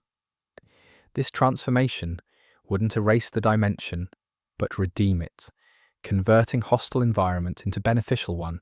The place that took Will, possessed him, nearly killed Max, would become sanctuary, where those with powers could exist without fear of government capture or public persecution. 11's mentorship of future-powered children, teaching them control and ethics, would prevent another Henry Creel situation, where child with abilities becomes monster through lack of guidance and understanding. Her sacrifice of normal life becomes ongoing act of service, choosing duty over happiness because she understands what happens when powered children receive no support. Hawkins' significance as epicenter for supernatural activity predates 11's gate opening by decades or centuries, according to historical research Nancy would uncover. The town sits atop dimensional weak point, location where barrier between worlds has always been thinner than elsewhere. This geological or metaphysical feature explains why Hawkins' lab chose this location, why 11's gate opened here rather than during her power's initial manifestation elsewhere, why Will specifically became victim when countless children might have encountered Demogorgon had it appeared in different location. The historical disappearances and supernatural incidents predating 1983 suggest cyclical pattern, dimensional barriers periodically thinning to allow creatures through before strengthening again. The Creel family massacre in 1959, Victor Creel's wife and daughter killed by Henry's emerging powers, misattributed to Victor's insanity, represented previous breach or precursor to larger 111, would create. Other incidents scattered through Hawkins' history, documented in newspaper archives and dismissed as accidents or explained through conventional means, create patterns suggesting that 1983 marked escalation rather than beginning. This cyclical interpretation raises questions about whether sealing upside down permanently is possible, or whether heroes merely delay next breach. If dimensional barriers naturally thin periodically at this location, then preventing future incursions requires permanent vigilance, guardians maintaining watch over weak points that cannot be eliminated, only managed. 11's choice to remain in transformed dimension might serve dual purpose, reshaping hostile environment while also standing watch over gateway that will always require protection. The Demogorgon's origin as creature rather than human transformed by dimension suggests the upside down contains native life adapted to hostile environment. These creatures existed before human consciousness shaped dimension's appearance, or perhaps they represent earlier consciousness given form, pre-human awareness that claimed dimension first. Their predatory nature, hunting and consuming rather than communicating or building, makes them environment's apex predators, threats to any human venturing into their territory. The Mind Flayer's control over them demonstrates hierarchy within dimension, hive intelligence directing individual creatures toward purposes beyond simple survival. The distinction between creatures native to dimension versus those created by it matters for understanding what defeating Vecna accomplishes. If creatures exist independently of him, then his death leaves them present but undirected, dangerous but no longer coordinated toward strategic goals. If he created them as extensions of his will, then his destruction might eliminate them entirely, solving threats permanently rather than just removing directing intelligence. The show has suggested both possibilities without confirming either, leaving question for finale to resolve. The Dungeons and Dragons parallels that defined early seasons gain final significance through understanding that game wasn't just metaphor but template. Will's Demogorgon campaign at series start introduced villain that manifested literally hours later. His Vecna campaign in Season 4 preceded actual Vecna's revelation. The pattern suggests reality responding to imagination, consciousness creation becoming literal through dimensional mechanics that blur boundary between thought and manifestation. The kids' game shaped reality because reality at weak point responds to consciousness, their collective imagination providing blueprint that dimension followed. This interpretation makes Mike's Dungeon Master role symbolically crucial. His narratives, creating campaigns that challenged players while providing path to victory, trained party for real conflicts following similar structures. His strategic mind developed through designing encounters balanced between difficulty and achievement, translated to tactical planning during actual battles. The game prepared them not just practically, but metaphysically, teaching them that consciousness can shape reality, that imagination matters, that believing victory is possible makes it achievable. The final explanation, whatever it proves to be, would need to honor complexity built across seasons, while providing clarity that satisfies rather than confuses. The risk of over-explanation exists, tendency to answer every question, leaving no mystery for audiences to ponder. The alternative risk involves under-explanation, leaving crucial questions unanswered while claiming everything's resolved. The balance between these extremes determines whether mythology explanation enhances or diminishes series impact. The Duffers' confidence suggests they've achieved this balance. Their 25-page document, providing framework comprehensive enough to explain major elements while leaving room for interpretation about details. Their statement that most questions would be answered implies some deliberately remain open, acknowledging that perfect closure isn't always possible or desirable. The mystery that made show compelling shouldn't be completely eliminated through exhaustive explanation that removes wonder along with confusion. The mythology's ultimate meaning transcends technical details about how Upside Down functions or why time froze in 1983. These explanations matter less than what they represent thematically. The dimension as manifestation of trauma and suffering, place where pain becomes literally real and inescapable, speaks to psychological truth about how abuse and horror reshape victims' realities.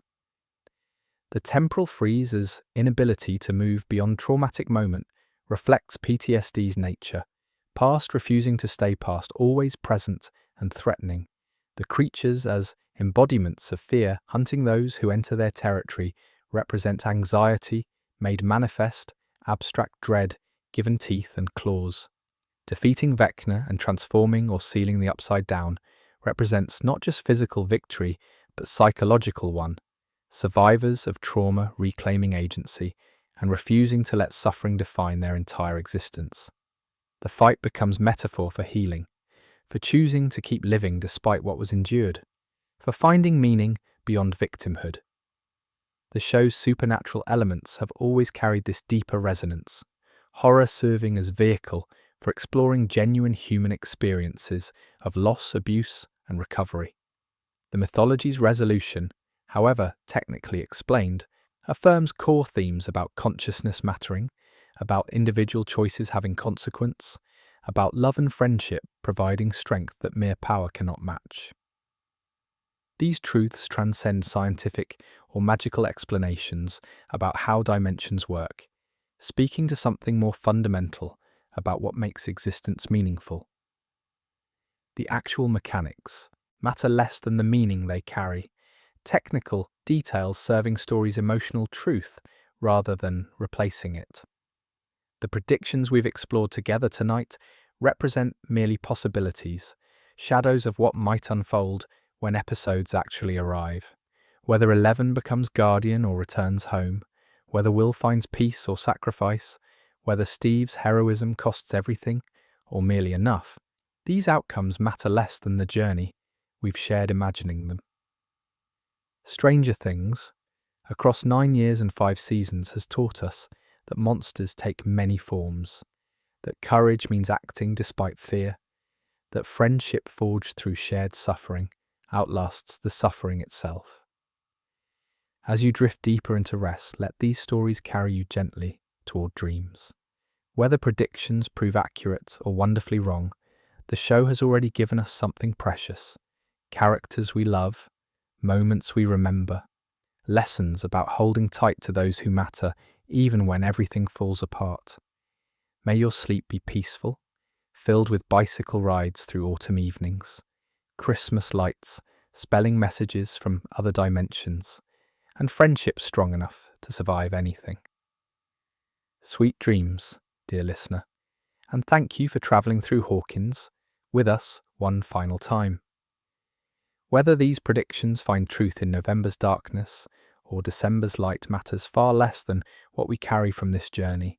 Stranger Things has shown us that bravery lives in basements and bicycles, in choosing to believe friends over authorities, in standing together when standing alone would be easier. The actual finale will write its own story, one we'll discover together when winter arrives and screens glow with Hawkins' last battle. Until then, rest easy, knowing that some stories transcend their telling, that characters we've loved for nearly a decade will find endings their journeys have earned, that the Duffer Brothers have carried this tale with care from beginning toward conclusion. The wait grows shorter now, November approaching, promises of resolution drawing near. Sweet dreams, dear listener. May your rest be deep and untroubled, Your sleep filled with warm memories of friendship that conquers fear, of love that survives dimensions, of ordinary courage accomplishing extraordinary things. And when you wake, remember that the stories we tell ourselves while waiting are part of the magic too.